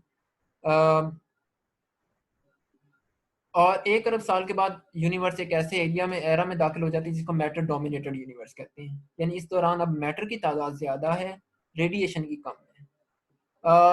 इस ये वो एरा है जिस दौरान यूनिवर्स में लार्ज स्केल स्ट्रक्चर्स बनना शुरू हुए, इसे हम बॉटम अप स्ट्रक्चर फॉर्मेशन भी कहते हैं। और अगेन ये फॉर्मेशन एक प्रेडिक्शन थी बिग बैंग मॉडल की, जो कि ऑब्जर्वेशन से साबित है कि कायनात ने बॉटम अप स्ट्रक्चर फॉर्मेशन को फॉलो किया, टॉप डाउन को नहीं किया। यानी पहले सबसे छोटा स्ट्रक्चर बना है, पहले प्लैनेट्स पहले स्टार्स बने, स्टार्स ने जाके एक सोलर सिस्टम क्रिएट किया है, देन उसके बाद आपके गैलेक्सीज बनी है, गैलेक्सीज ने मिलकर लोकल ग्रुप्स बनाए हैं, देन उसके बाद सुपर क्लस्टर्स बने हैं। सो ये एक बॉटम अप स्ट्रक्चर फॉर्मेशन है। सो यहाँ तक अगर कोई क्वेश्चंस हैं तो शहरियार का क्वेश्चन है, a separate antimatter region that interacts with our matter universe at the boundary may explain the origin of the cosmic rays since they are quite isotropic. हाँ शरीर ये काफ़ी हद तक आइसोट्रॉपिक है, लेकिन अगेन अभी हमें इस बारे में कोई ये प्रोपोजिशन हो सकती है, लेकिन कुछ कहना मुश्किल है, शायद ऐसा हो, शायद ना हो। तलहा आपकी बात ठीक है, स्टार्स क्लाउड्स ऑफ गैसेस में बनते हैं, जिन्हें आमतौर पर डस्ट का नाम भी दिया जाता है। डस्ट बेसिकली गैस के क्लाउड्स ही होते हैं। इनको नेबुला कहा जाता है। ईगल नेबुला एक बहुत फेमस नेबुला है। सात कुदरत, are you saying that even the constitutes of atoms were once separate and then after time they combine to make up these atoms? या क्योंकि उस तरह स्कैटरिंग फोटॉन्स की वजह से इतनी ज्यादा हो रही थी, फोटॉन्स और न्यूट्रिनोस की वजह से एक वक्त आया था कि पार्टिकल्स आपस में कोलाइड नहीं होते थे, टेम्परेचर भी बहुत ज्यादा था, तो एनाइलेट होना स्टार्ट हो जाते थे। ये बेसिकली एक बॉइलिंग सूप है, आप इसे कह लें। उसके अंदर कोई प्रॉपर पार्टिकल्स मौजूद नहीं, बस एक सूप है जिसके अंदर क्वार्क्स भी मौजूद हैं, वहीं पर इलेक्ट्रॉन्स फिर रहे हैं, वहीं पर ग्लूऑन्स हैं, प्रोटॉन्स हैं, वहीं पर हाइड्रोजन मौजूद है, फोटॉन्स हैं, हर चीज़ का एक सूप बना हुआ है।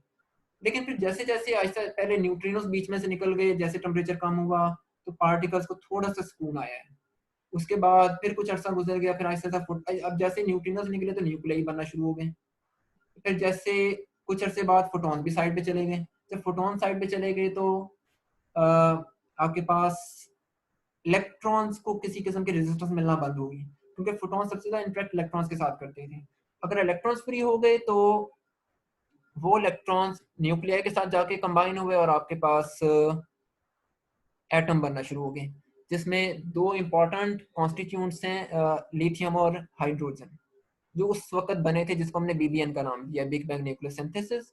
और देन आहिस्ता आहिस्ता उनसे मिलकर वहाँ पर मुख्तलिफ तरह की, चूँकि टेम्परेचर एनर्जी ऑलरेडी अवेलेबल थी, तो मुख्तलिफ प्रोपोर्शन में आपस में मिलते गए, उन्होंने हैवी एलिमेंट्स बनाना शुरू कर दिए। सो देन वहाँ पर कहीं से अचानक डार्क मैटर बीच में आया। डार्क मैटर ने क्या किया, उन पार्टिकल्स को आपस में मिलाना शुरू कर दिया और हमारे पास स्टार्स बन गए। ये ऐसे लगता है जैसे एक ड्रामा है, एक कोई ना नॉवल का कोई प्लॉट है।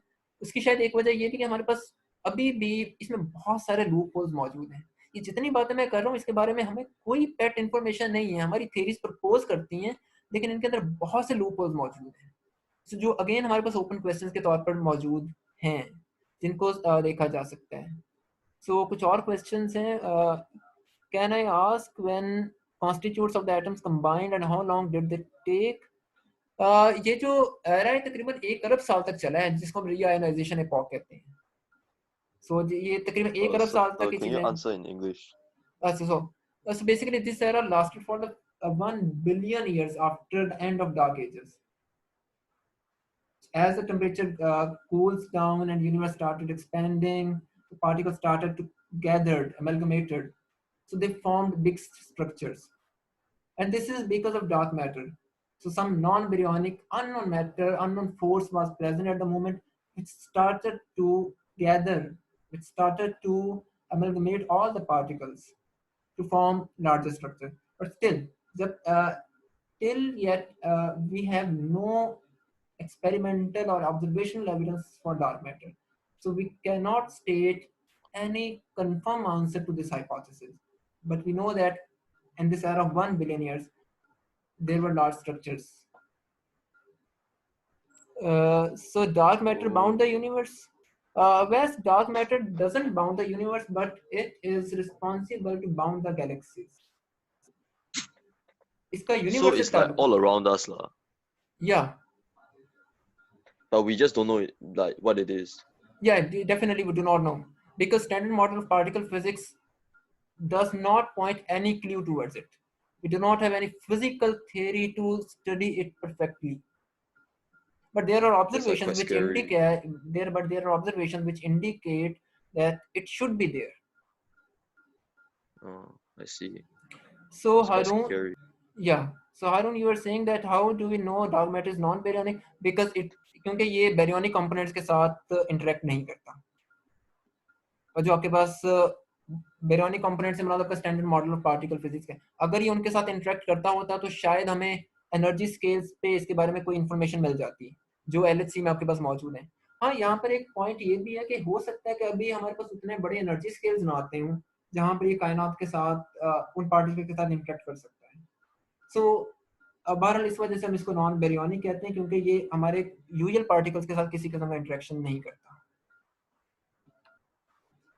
बेरियोनिक को वैसे हम और डिफरेंट सेंस में भी एक्सप्लेन कर सकते हैं। आई ट्राई कि अगर हम एंड पे इसको थोड़ा सा डिटेल में देख सकें। तो बहरहाल फिलहाल आप समझेंगे ये एक ऐसा पार्टिकल है जो हमारे कॉमन या यूजुअल मैटर के साथ किसी किस्म का इंटरेक्शन नहीं कर रहा।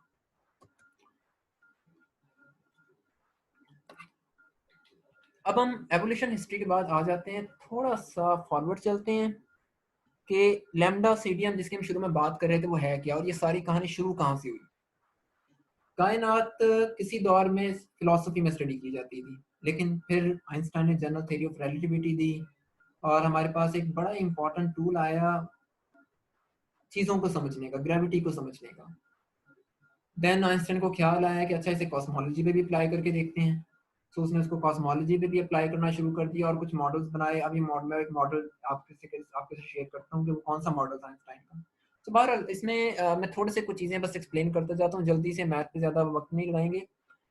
ये आप आइंस्टाइन फील्ड इक्वेशन देख सकते हैं, ये जनरल रिलेटिविटी का बिल्डिंग ब्लॉक है। इसे हम EFE या फील्ड इक्वेशंस का नाम देते हैं। ये हमें बता क्या रही है, थोड़ी देर के लिए भूल जाते हैं कि लेफ्ट हैंड साइड पे ये R क्या है, G के ऊपर म्यू न्यू क्या लगा हुआ है। बहुत सारे लोगों को इन चीज़ों के बारे में मालूमात हैं। आप लोगों ने भी रिलेटिविस्टिक इलेक्ट्रोडायनामिक्स को स्टडी किया है, तो हो सकता है कि आपने L म्यू न्यू वगैरह को डिस्कस किया हो। तो बहरहाल एक दफ़ा फ्लो बता देता हूँ कि R म्यू न्यू आपके पास रिची टेंसर है, R को रिची स्केलर कहते हैं, G mu nu metric element है जनरल रिलेटिविटी का, लैम्डा है डार्क एनर्जी, इसको कॉस्मोलॉजिकल कांस्टेंट कहते हैं, लेकिन मैं इसको बार बार डार्क एनर्जी कह रहा हूँ। अभी मैं बताऊंगा कि इसको मैं डार्क एनर्जी क्यों कह रहा हूँ। टी जो है आपके पास, ये आपके पास एनर्जी है। लेफ्ट हैंड साइड पे आपके पास कायनात का स्ट्रक्चर है जिसको हम ज्योमेट्री का नाम दे रहे हैं, राइट साइड पे आपके पास एनर्जी है। तो असल में जनरल रिलेटिविटी आसान तरीन अल्फाज में ज्योमेट्री यानी मैथ्स को लिंक करती है एनर्जी के साथ। यानी कि आपकी ज्योमेट्री आपकी एनर्जी के ऊपर डिपेंड कर रही है, आपकी जो एनर्जी है वो आपकी ज्योमेट्री के ऊपर डिपेंड कर रही है। सो इस इक्वेशन को हम सॉल्व करते हैं मुख्तलिफ पैरामीटर्स के साथ। अगर कोई इंटरेस्टेड हुआ तो मैं इसकी कैलकुलेशन शो कर दूंगा जहाँ से हम ये सारा कुछ निकालते हैं।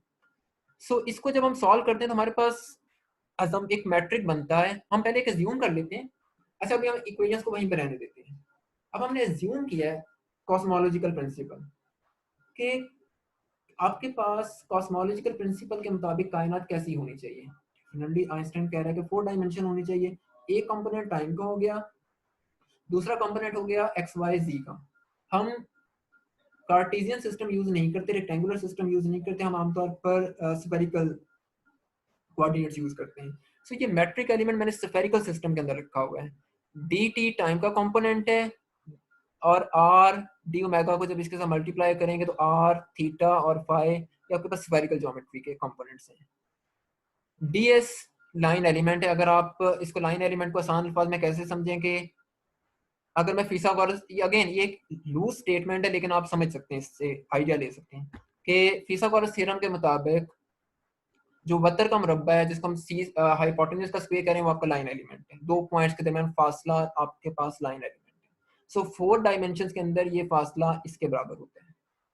अच्छा, अब यहाँ पर 2 चीजें इंपॉर्टेंट हैं। एक है A as a function of T, ये क्या चीज है, और कैपिटल के क्या चीज है। ए से मुराद है आपके पास स्केल फैक्टर। इसके लिए मैं एक एनालॉजी आपको समझाने की कोशिश करता हूँ कि आपके पास एक बैलून है, आप बैलून को फुला, आपने बैलून के ऊपर 2 डॉट्स लगा दिए और आपने पहले मेजर कर लिया कि उनके दरमियान फासला से 1 सेंटीमीटर है। अब जैसे जैसे आप उनको फुलाते जा रहे हैं पॉइंट्स एक दूसरे से दूर होते जा रहे हैं। अब जिस रेशो से पॉइंट्स एक दूसरे से दूर हो रहे हैं और जो उनका ओरिजिनल पॉइंट पोजीशन थी, तो मिसाल के तौर पर आप ये समझें कि इनिशियली पॉइंट्स के दरमियान फासला 2 सेंटीमीटर था, थोड़ी देर के बाद आपने इसको खुलाया तो उनके दरमियान फासला 10 सेंटीमीटर का हो गया। अब ये 2 और 10 के दरमियान जो रेशियो है वो आपका स्केल फैक्टर है। सो स्केल फैक्टर आपके पास ये डिस्टेंस हम अपनी आसानी के लिए इंट्रोड्यूस करवाते हैं। ये एक्सपेंशन ऑफ यूनिवर्स को शो कर रहा है। अगर यूनिवर्स एक्सपैंड नहीं कर रही होगी तो ए ऑफ टी की वैल्यू 1 होगी।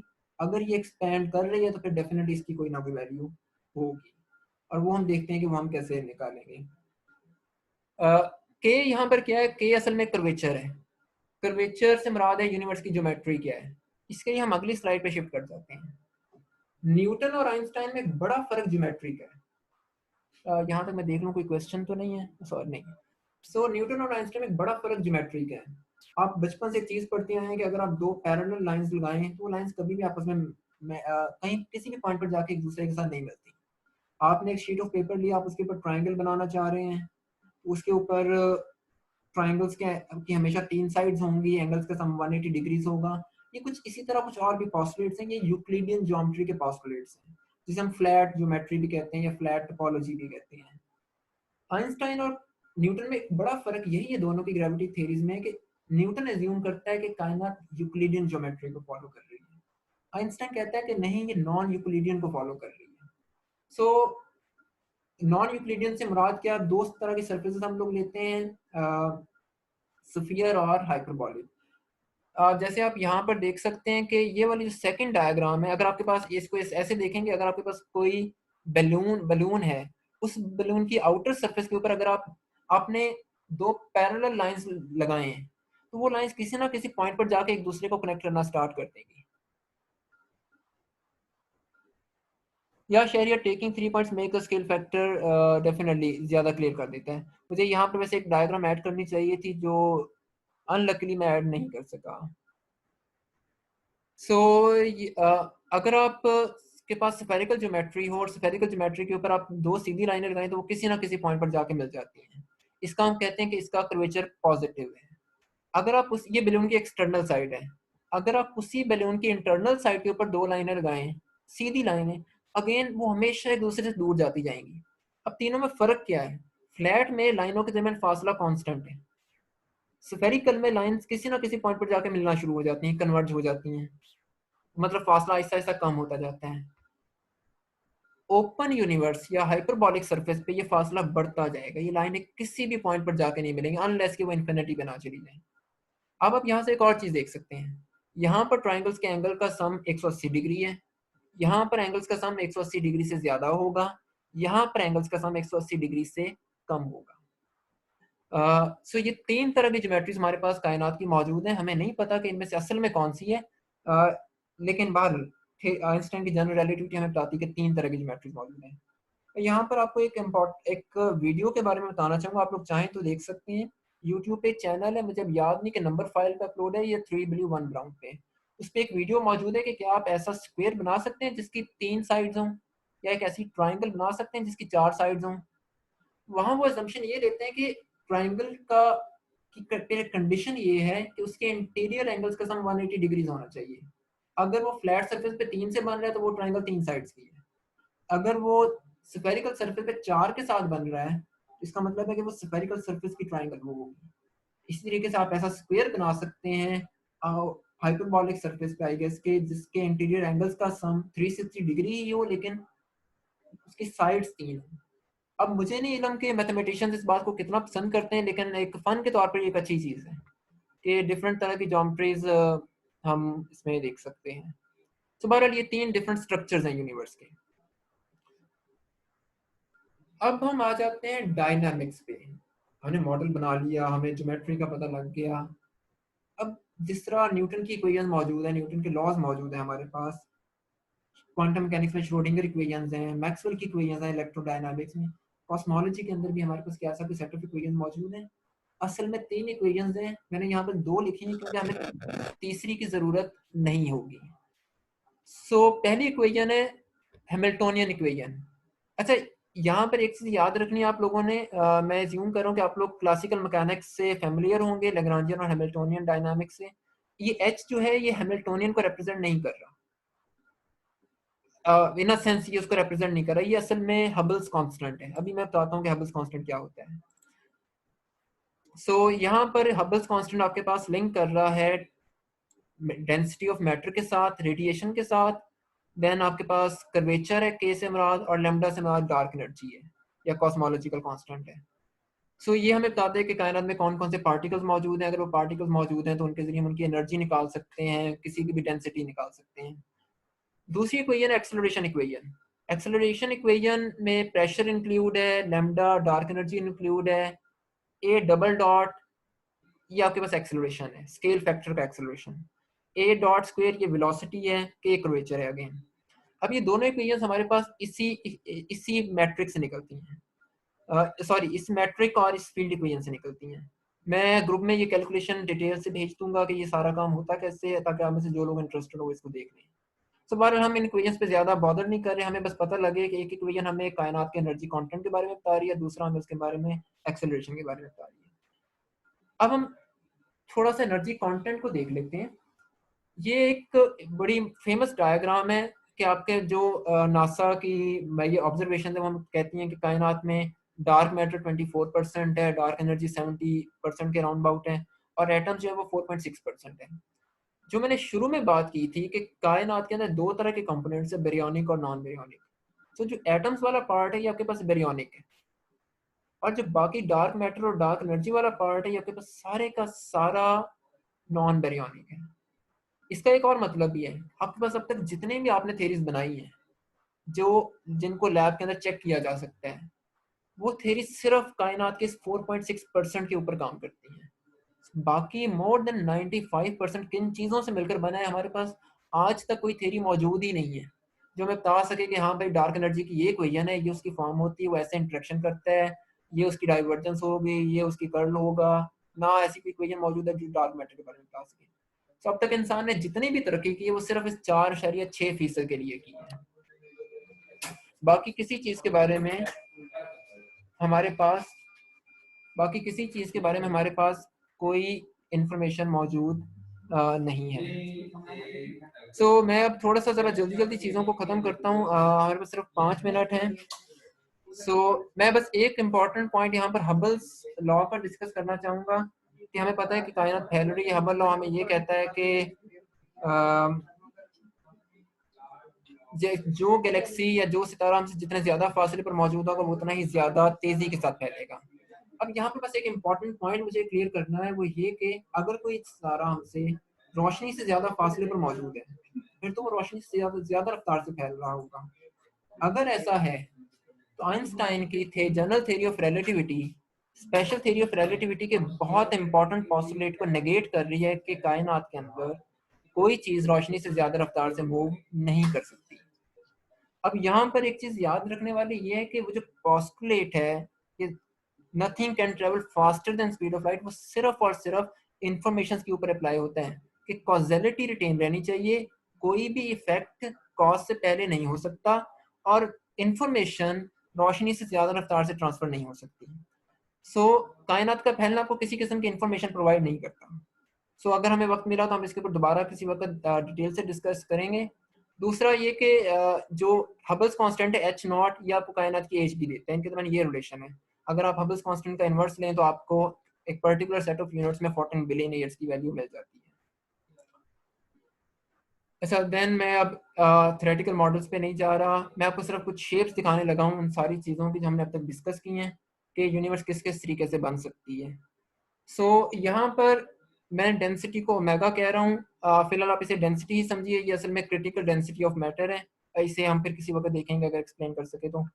अगर आपके पास मैटर 90% हो, रेडिएशन 0 हो, डार्क एनर्जी 0 हो, यूनिवर्स फ्लैट हो, तो आपके पास कायनात थोड़ा सा एलिप्टिकल बिहेवियर शो करती है। और लेकिन ये कहीं पर भी जाके रुकेगी नहीं, ये हमेशा फैलती जाएगी, कहीं पर भी ये नीचे की तरफ नहीं आएगी। ये ओपन और फ्लैट मॉडल्स हैं। अब ओपन और अगर हम इसमें अगर आप लोग कहेंगे तो मैं इसका कोड भी आप लोगों को भेज दूंगा, आप लोग चेक कर सकते हैं इसको खुद अपने तौर पर डिफरेंट कंपोनेंट्स के साथ। जो ओमेगा लैम्डा है, अगर हम सिर्फ कायनात ऐसी हो जिसमें ओमेगा लैम्डा है तो कोई भी इंटरेक्शन नहीं होंगे, और ये जो ब्लैक लाइन है ये मोनोटोनिकली इंक्रीज कर रही है, लीनियर इंक्रीज कर रही है। अगेन ये एवर एक्सपेंडिंग यूनिवर्स है, एवर एक्सेलरेटिंग एक्सपेंडिंग यूनिवर्स है। यहाँ पर कभी भी कायनात का कोई इख्तिताम नहीं होगा, और इन्फिनिट टाइम के बाद कायनात इन्फिनिट होती जाएगी। देन हम क्लोज मॉडल्स पे आ जाते हैं। क्लोज मॉडल्स काफी हद तक इंटरेस्टिंग मॉडल्स हैं। वो ये कि अगर आप इस तरीके से कंपोनेंट्स को एडजस्ट करें कि आपका के पॉजिटिव रहे और आपके पास total energy less than total 1 आए, तो आपके पास कुछ इस तरह के मॉडल्स बनते हैं। डिफरेंट कंपोनेंट्स के साथ, डिफरेंट डेंसिटीज के साथ आप देख सकते हैं कायनात की एज आहिस्ता आहिस्ता कम होती जा रही है। यहाँ पर एक इंपॉर्टेंट पॉइंट है कि हर साइकिल के अंदर एक पॉइंट ऐसा आता है जहां पर जाके कायनात मैक्सिमम चली हो जाती है, यहाँ पर जाके कायनात रुक जाती है, और इसके बाद फिर कायनात वापस बैक होना शुरू करती है। तो आहिस्ता आहिस्ता कायनात सुकड़ती जा रही है, आहिस्ता आहिस्ता एक वक्त आएगा कि वापस सिंगुलैरिटी पे चली जाएगी। जैसे ही सिंगुलैरिटी पे जाएगी आपका स्केल फैक्टर 0 हो जाएगा। स्केल फैक्टर 0 होने का मतलब है अब आप वापस पहुंच गए हैं बिग बैंग पे। यहाँ से कुछ लोग प्रेडिक्ट करते हैं कि अगर ऐसा होगा तो यहाँ पर दोबारा एक बिग बैंग होगा, दोबारा से ये चीज़ बनेगी, फिर एक बिग बैंग होगा, फिर दोबारा से ये चीज़ बनेगी। ये साइक्लिक मॉडल्स हैं कॉस्मोलॉजी के। लेकिन हमें नहीं पता कि कायनात, ऑब्जर्वेशंस कहते हैं कि कायनात फ्लैट है, लेकिन 100% फ्लैट नहीं है। क्लोज के बारे में अभी ऐसे कोई आर्गुमेंट नहीं है कि क्लोज हो सकती है। ओपन के बारे में भी हमारे पास कोई जस्टिफिकेशन नहीं है, लेकिन थ्योरेटिकल मॉडल्स के तौर पर डिस्कस किया जा सकता है। अब मैं बिल्कुल एंड पे सिर्फ कुछ ओपन क्वेश्चंस आपको एक स्लाइड में दिखा देता हूँ और हम इसको फिर एंड करते हैं।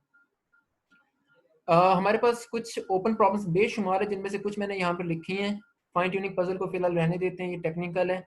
कोइंसिडेंस पजल, कोइंसिडेंस पजल बहुत इंपॉर्टेंट और काफ़ी हद तक फिलोसॉफिकल पजल है कि हम ऐसे दौर में ही क्यों कायनात में पैदा हुए, वजूद में आए, जिंदगी एग्जिस्ट करती है जिसमें लैम्डा की डेंसिटी मैटर की डेंसिटी के करीब है। इससे मुराद है कि नियर पास्ट में करीब थी, यानी आज से कोई 3 अरब साल पहले। ये इसको क्या सिर्फ इत्तेफाक कहा जाएगा या वाकई ऐसा कुछ पीछे फिजिक्स है, कुछ साइंस है जो ऐसा कर रही है? अगर ऐसा है तो इसके क्या कॉन्सिक्वेंसेज होंगे? ये अगेन एक ओपन पजल है। साइज ऑफ द यूनिवर्स क्या है? हमें पता है कि ऑब्जर्वेबल यूनिवर्स का साइज 10⁻93 लाइट ईयर्स के करीब है, लेकिन ये ऑब्जर्वेबल है। तो पूरी यूनिवर्स का, एंटायर यूनिवर्स का साइज क्या होगा? साइज ऑफ द यूनिवर्स भी एक ओपन प्रॉब्लम है। Shape of the universe, observations कहते हैं कि कर्वेचर अप्रॉक्सीमेटली 0 है, वेरी क्लोज टू 0, लेकिन मुकम्मल तौर पर 0 नहीं है। अगर हमें मौका मिले तो हम इसको डिस्कस करेंगे। इसके ऊपर कुछ लोगों ने बहुत अच्छे आइडियाज दिए हैं और किसी हद तक अब न्यूमेरिकली एस्टैब्लिश आइडियाज हैं। देन डार्क मैटर के बारे में हमें नहीं पता। बैरियन एसिमेट्री क्या होती है उसके बारे में हमें कोई इन्फॉर्मेशन नहीं है कि मैटर और एंटी मैटर के दरमियान एक अबंडेंस का मसला क्यों आ रहा है। हॉराइजन प्रॉब्लम, ये इसको हम बाद में देखेंगे किसी वक्त। इन्फ्लेशन के शुरू में कायनात आखिर क्यों इतना तेजी से फैल गई, हमें इसके बारे में भी कोई इन्फॉर्मेशन नहीं है। ये कुछ प्रॉब्लम्स हैं, इनमें एरो ऑफ टाइम भी मौजूद है, एक्सेस ऑफ डेविल भी शामिल है। इनके बारे में हमें कोई आंसर मौजूद नहीं है हमारे पास। ये स्टिल ओपन क्वेश्चन है, लोग ट्राई कर रहे हैं, शायद कभी हमें इन चीज़ों के बारे में पता लग जाए। तला का एक क्वेश्चन था ब्लैक होल्स। ब्लैक होल्स को डिस्कस करना थोड़ा सा टेक्निकल है, इंशाल्लाह वक्त मिला तो हम उसे अगले किसी लेक्चर में डिस्कस करेंगे। अगर तो आप लोगों का Thank you, कोई sir. क्वेश्चन है तो आप लोग पूछ सकते हैं। Thank you. Thank you, sir. Thank you Shahriyar, Talha. Thank you sir.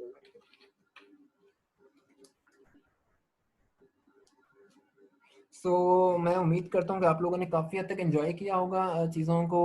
बहुत सारी चीज़ें हम लोग बीच में स्किप कर दी हैं, कुछ चीज़ें ज़रूरी थी वो भी हम लोग नहीं कर सके, कुछ जगहों पर वक्त ज़्यादा देना चाहिए था। बहरहाल मेरा ख्याल है कि एक ओवरव्यू बिलाल आप भाई, लोगों को हो गया है।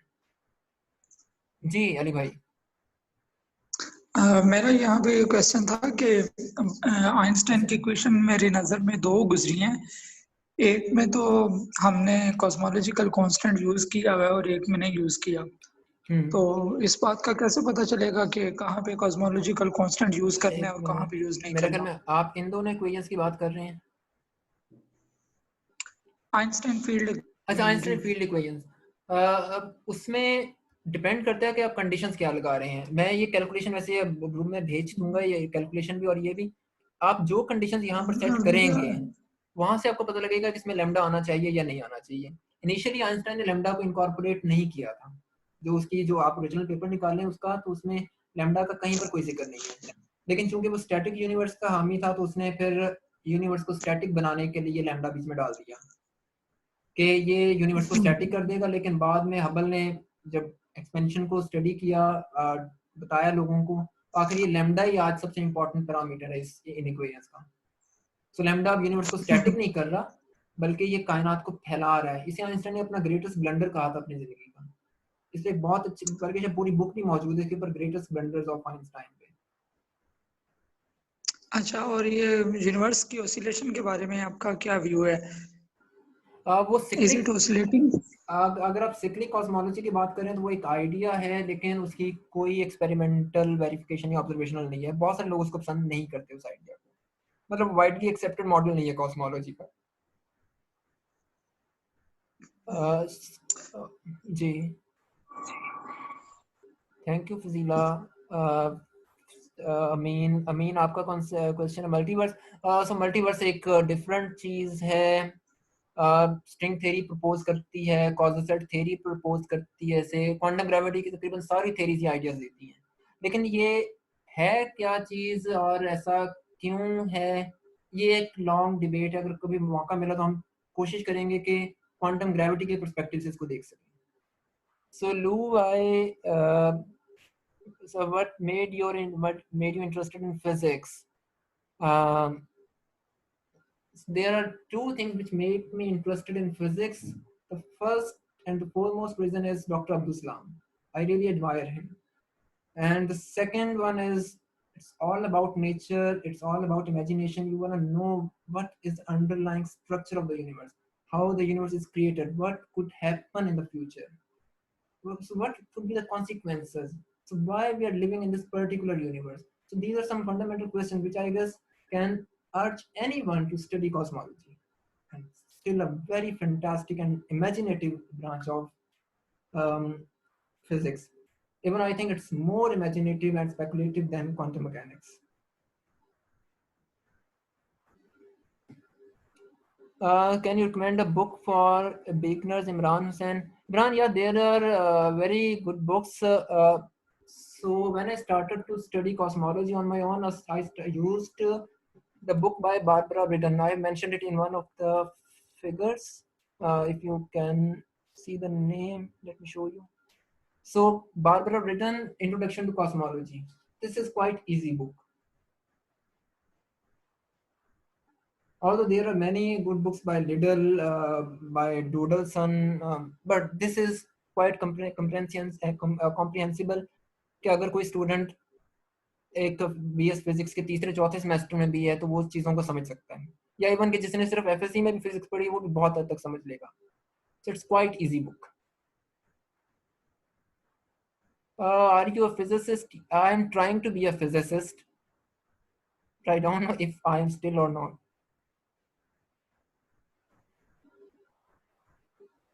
May I know if the questions you had in mind while seeking for physics as a platform for understanding the world was a question understood by you now? I think I can't answer it with perfection that I understood the ideas perfectly, because still science is all about learning, learning, and learning. So I do not think there could be a point where you can say that this particular thing has been understood by you. It's all about learning, and it goes on, goes on, goes on.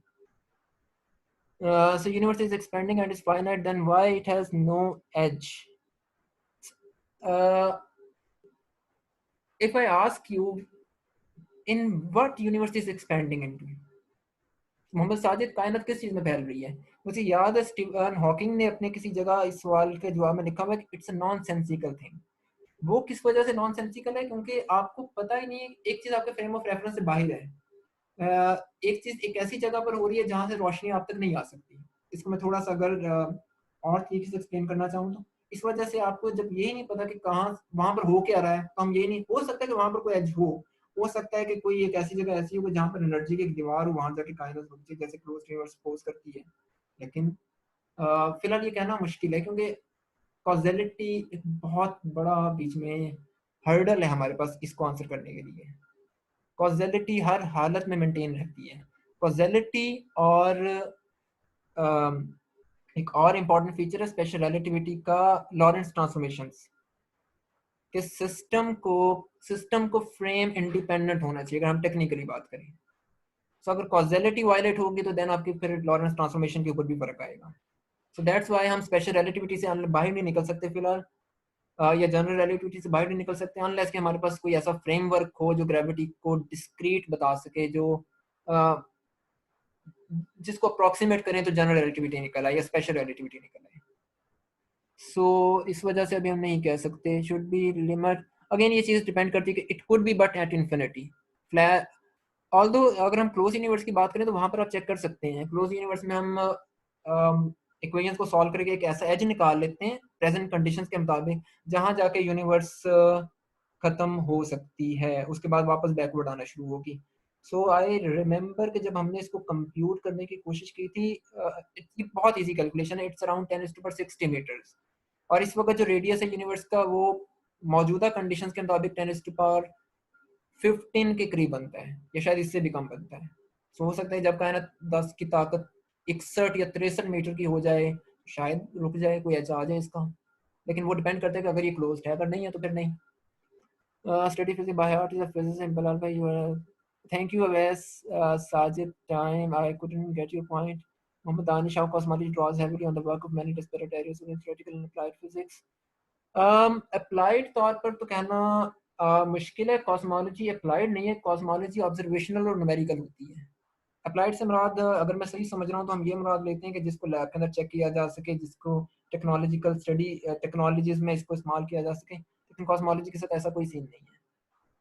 सो ये theoretical और numerical study है या observational study है। What is gravity and how does it occur? We do not have any idea about the origin of any fundamental force. So there are ideas that these are originated from the fluctuations of fields. This is what quantum field theory tells you.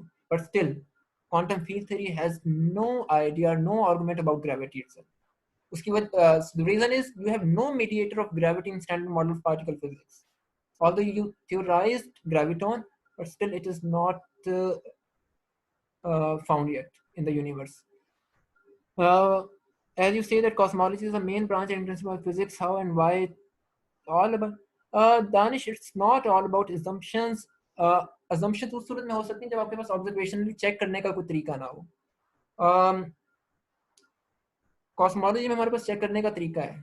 और दूसरा, अगर हम assumptions की बात करें तो आखिर आप क्यों एज्यूम करते हैं न्यूटन लॉज को डिराइव करते हुए कि यूनिवर्स यूक्लिडियन ज्योमेट्री को फॉलो करती है लोकल स्केल्स पे? तो हमें कहीं ना कहीं से स्टार्ट करना पड़ता है। इन्हें assumption से ज़्यादा एक्सियम्स कहा जा सकता है। अब एक्सियम्स का रूट क्या है, ये अगेन एक अलग डिबेट है। मुझे यहाँ पर विगनर की कोटेशन याद आ रही है, अनरीजनेबल इफेक्टिवनेस ऑफ मैथमेटिक्स। सो हमें कहीं ना कहीं से तो स्टार्ट करना पड़ेगा, आप किसी ना किसी वाई पे जाके आपको रुकना पड़ेगा। Even this happens in quantum mechanics. Can we produce artificial universe experimentally? So it depends if you, what do you mean by a universe? So in a single word, no, we can't. क्योंकि आपको यही नहीं पता कि उसका energy scale क्या होगा। उसकी वजह ये कि अभी हमारे पास क्वांटम ग्रेविटी की थ्योरी नहीं है, हमें एनर्जी स्केल्स के बारे में कोई इन्फॉर्मेशन नहीं है। Hashim Farooq, can we produce, अच्छा can we produce artificially? No we can't, even we can't think of do it in LHC. LHC में तो एलएचसी का तो एनर्जी स्केल ही बहुत कम है, वहाँ तो भी हम आई गेस के शायद स्ट्रॉन्ग और इलेक्ट्रोवीक के यूनिफिकेशन को भी स्टडी नहीं कर सकते। तो ग्रेविटी का स्केल तो बहुत बाद में आता है। इससे अगर आप स्टडी करना चाहें ना इन चीज़ों को कि कैसे पता लगता है कि इनका स्केल्स क्या आता है, आप मुझे एक डायग्राम देख सकते हैं, हर एक का ना फाइन ट्यूनिंग कांस्टेंट होता है। जिस तरह इलेक्ट्रोमैग्नेटिक थ्योरी में हम अल्फा लेते हैं, फाइन स्ट्रक्चर कांस्टेंट 1/137 की थी। जहाँ पर इसी तरह स्ट्रॉन्ग फोर्स का एक कांस्टेंट है, वीक फोर्स का और इलेक्ट्रोमैग्नेटिक फोर्स का। जहाँ पर ये आपस में कंसाइड करना स्टार्ट करते हैं, वहाँ आपका वो एनर्जी स्केल मिलता है जहाँ पर जाके यूनिफाई होती है। ग्रेविटी के साथ मसला है कि पहली बात, ग्रेविटी के में आपके पास ऐसा कोई एनर्जी स्केल ही मौजूद नहीं है, क्योंकि वो क्वांटाइज वर्जन नहीं है। जनरल रिलेटिविटी ऐसा कोई स्केल नहीं देती। हाँ, बाकी तीनों थ्योरीज को मिलाने के लिए, उनकी यूनिफिकेशन के लिए ही लोगों ने सुपरसिमेट्री दी थी कि सुपरसिमेट्री में हम कुछ आइडियाज लगाते हैं और वो तीनों किसी एक पॉइंट पर जाकर मिलना शुरू हो जाते हैं। लेकिन उसके लिए मसला ये कि फिर आपके पास सुपर पार्टिकल्स एग्जिस्ट करने चाहिए, और वो भी नहीं करते। एलएचसी सुपर पार्टिकल्स को डिटेक्ट नहीं कर सकती। ये खुद में एक बहुत अच्छा आइडिया है सुपरसिमेट्री का, और बहुत फैसिनेटिंग आइडिया है। आई गेस कि अगर ग्रुप में से कोई किसी वक्त इसके ऊपर बात कर सके तो, लेकिन फिलहाल वो भी एक सिर्फ आइडिया और कुछ भी नहीं।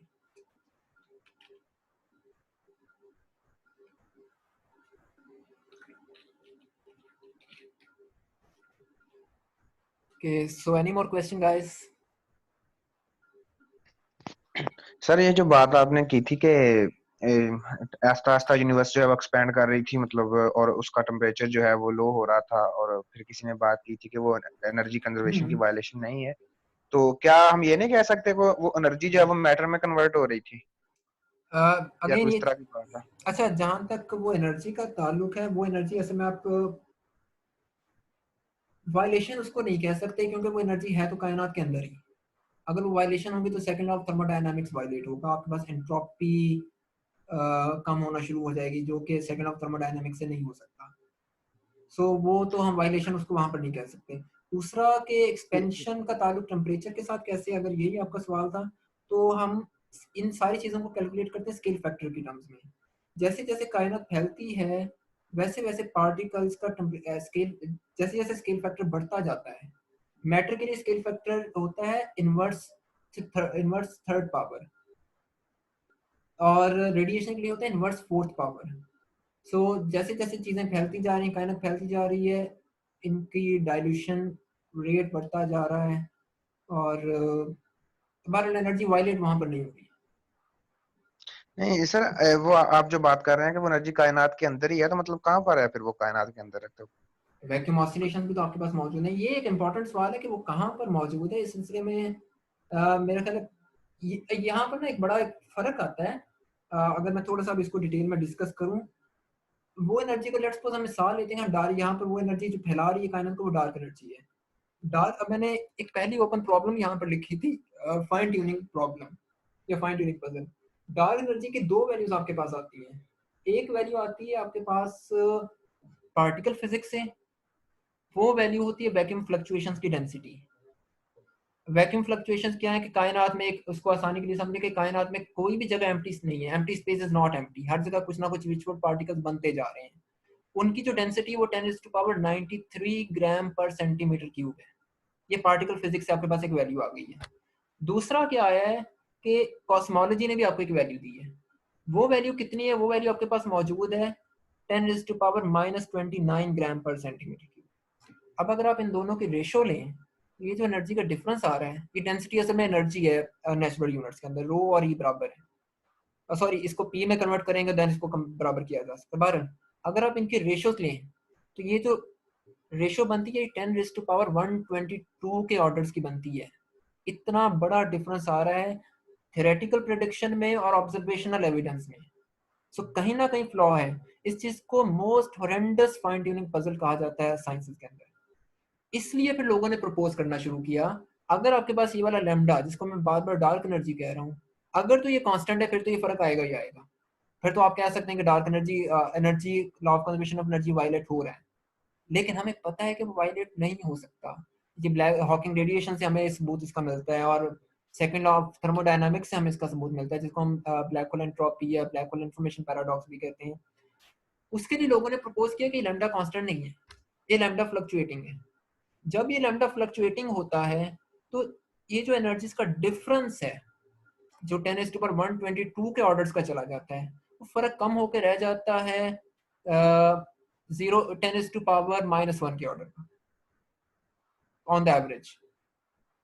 अब इसका मतलब है कि एनर्जी के अंदर फ्लक्चुएशंस कहीं ना कहीं आ रही है, और ये फ्लक्चुएशंस आपके पास आती है वैक्यूम फ्लक्चुएशन से। लेकिन हम इसे ये नहीं कह सकते कि law of conservation of energy violate हो रहा है। क्यों? क्योंकि particle off the mass shell particles है, ये वर्चुअल पार्टिकल्स हैं। तो वर्चुअली तो कुछ भी पॉसिबल है। मतलब अगर आप फाइनमेंट डायग्राम्स को देखें तो वो वर्चुअल पार्टिकल्स के बारे में बहुत डिटेल्ड डिस्कशन है उनमें, क्वांटम इलेक्ट्रोडायनामिक्स में भी और क्वांटम क्रोमोडायनामिक्स में भी। तो वर्चुअल पार्टिकल्स इतने शॉर्ट स्पैन ऑफ टाइम के लिए बनते हैं कि आपके पास एनर्जी वायलेट अगर हो तो मेजर नहीं की जा सकती। इसका एक और प्रूफ आप ढूंढ सकते हैं अनसर्टेनिटी रिलेशन से, कि आपके पास एनर्जी के अंदर जो चेंज है वो इक्वल नहीं आती एक राइट हैंड साइड के, उसके अंदर कोई ना कोई अनसर्टेनिटी रहती है। वो अनसर्टेनिटी किसी सेंस में यही बताती है कि उस स्केल के ऊपर कहीं ना कहीं से कोई एनर्जी आई है, कहीं ना कहीं एनर्जी गायब हो गई है, लेकिन वो स्केल इतना शॉर्ट है कि वो मेजरेबल ही नहीं है। जब तक उसे मेजर नहीं किया जा सकता, इसका मतलब है कि आप ये नहीं कह सकते कि एनर्जी वायलेट हुई है। वरना तो ये अनसर्टेनिटी प्रिंसिपल भी से प्रूव किया जा सकता है ये कि एनर्जी बिफोर और आफ्टर इक्वल नहीं है, चेंज इन एनर्जी जीरो नहीं है। लेकिन वो टाइम स्केल इतना कम है, वो टाइम स्केल इतना कम है कि आप उसको मेजर ही नहीं कर सकते, इमेजरेबल है। तो इस वजह से हम नहीं कहते कि ये law of conservation of energy की वायलेशन है। कुछ क्लियर हुआ आपको? जी जी सर, थोड़ा सा आइडिया हो गया है। तो बहरहाल ये चूंकि एक डिटेल्ड क्वेश्चन है, इसको विदाउट प्रॉपर स्लाइड्स या मैथमेटिक्स से डिस्कस करना थोड़ा सा मुश्किल है। इस वजह से अगर आप फाइन ट्यूनिंग पजल को सर्च कर लें तो आपको काफ़ी आइडिया हो जाएगा कि कॉस्मोलॉजिकल फाइन ट्यूनिंग पजल क्या है. Why do you still study physics when you know that the universe cannot be completely uncovered? Can we really say this, that universe can't be completely uncovered? There might be a possibility. The universe is probabilistic, not deterministic. So there might be probability, although it could be very, very, very small. Still, we know that we can cover the reality. So we can uncover the reality. Even if we couldn't uncover the reality, at least we are satisfied to ourselves that we try to understand the universe, to try to understand the structure of the universe. So I think this could be a very fascinating thing.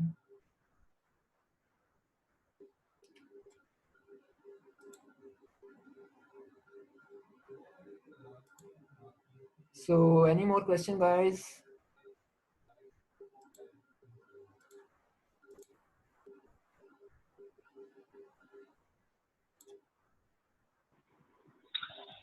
ठीक है बिलाल, मेरा ख्याल बहुत अच्छा lecture हो गया है. Thank you Ali भाई, मैंने बहुत एंजॉय किया. ये एक अच्छा हमारे मतलब पार्टिसिपेंट्स ने भी, मुझे उम्मीद है, बहुत एंजॉय किया होगा. आपने बहुत सादा लैंग्वेज इस्तेमाल की और बहुत अच्छी तरह से आप चीज़ों को लेके चले. तो अब आप इसकी अगर रिकॉर्डिंग वगैरह हुई है तो उसको आप सेव कर लीजिएगा ताकि फिर हम उसे अपने चैनल पे भी शेयर कर सकें. जी ज़रूर, मैं ये रिकॉर्डिंग और ये स्लाइड्स भी ग्रुप में शेयर कर दूंगा ताकि अगर कोई देखना चाहे तो दोबारा से चीज़ों को देख लें. हाँ बिल्कुल. सो ये तो इसके अलावा एट द एंड हाशिम का एक क्वेश्चन आया है, which forces we can study in LHC. हम फोर्सेस को यूजुअली डिस्कस नहीं करते, हम पार्टिकल्स को स्टडी करते हैं. वहाँ पर आप फंडामेंटल फोर्सेस में ये ले लें कि ग्रेविटी के अलावा सारा कुछ वहाँ पर स्टडी किया जा सकता है. आपके पास एनर्जी स्केल्स हैं. जी अली भाई. तो बाकी पार्टिसिपेंट से मैं रिक्वेस्ट करूंगा कि मजीद अगर कोई डिस्कशन वगैरह हैं तो आप व्हाट्सएप ग्रुप में लाजमी करें. और इसी के साथ मेरा ख्याल है कि एंड करते हैं. जी जी. सो आप बहुत बहुत शुक्रिया अली भाई. मुझे बहुत मज़ा आया आज सब चीज़ें डिस्कस करके. रिवीजन होगी चीज़ों की, नए नए सवाल सामने आए और आप एक बहुत अच्छा काम कर रहे हैं. मेरा ख्याल है ये सिलसिला चलता बहुत रहना शुक्रिया चाहिए. कि आपने टाइम दिया. बड़ी एफर्ट लगती है स्लाइड्स तैयार करने में. मैं ये काम डेली करता हूँ तो मुझे मालूम है कि ये बहुत मुश्किल काम होता है और फिर उसको बार बार रिवाइज करना. बिल्कुल ऐसे ही है. Thank you so much. और उम्मीद है कि आइंदा भी हम आपको ज़हमत देते रहेंगे. इंशाल्लाह. मैं हाजिर अली भाई. चलें ठीक है जी. चलें ठीक है. Thank you okay, so much. Allah Hafiz. Allah Hafiz.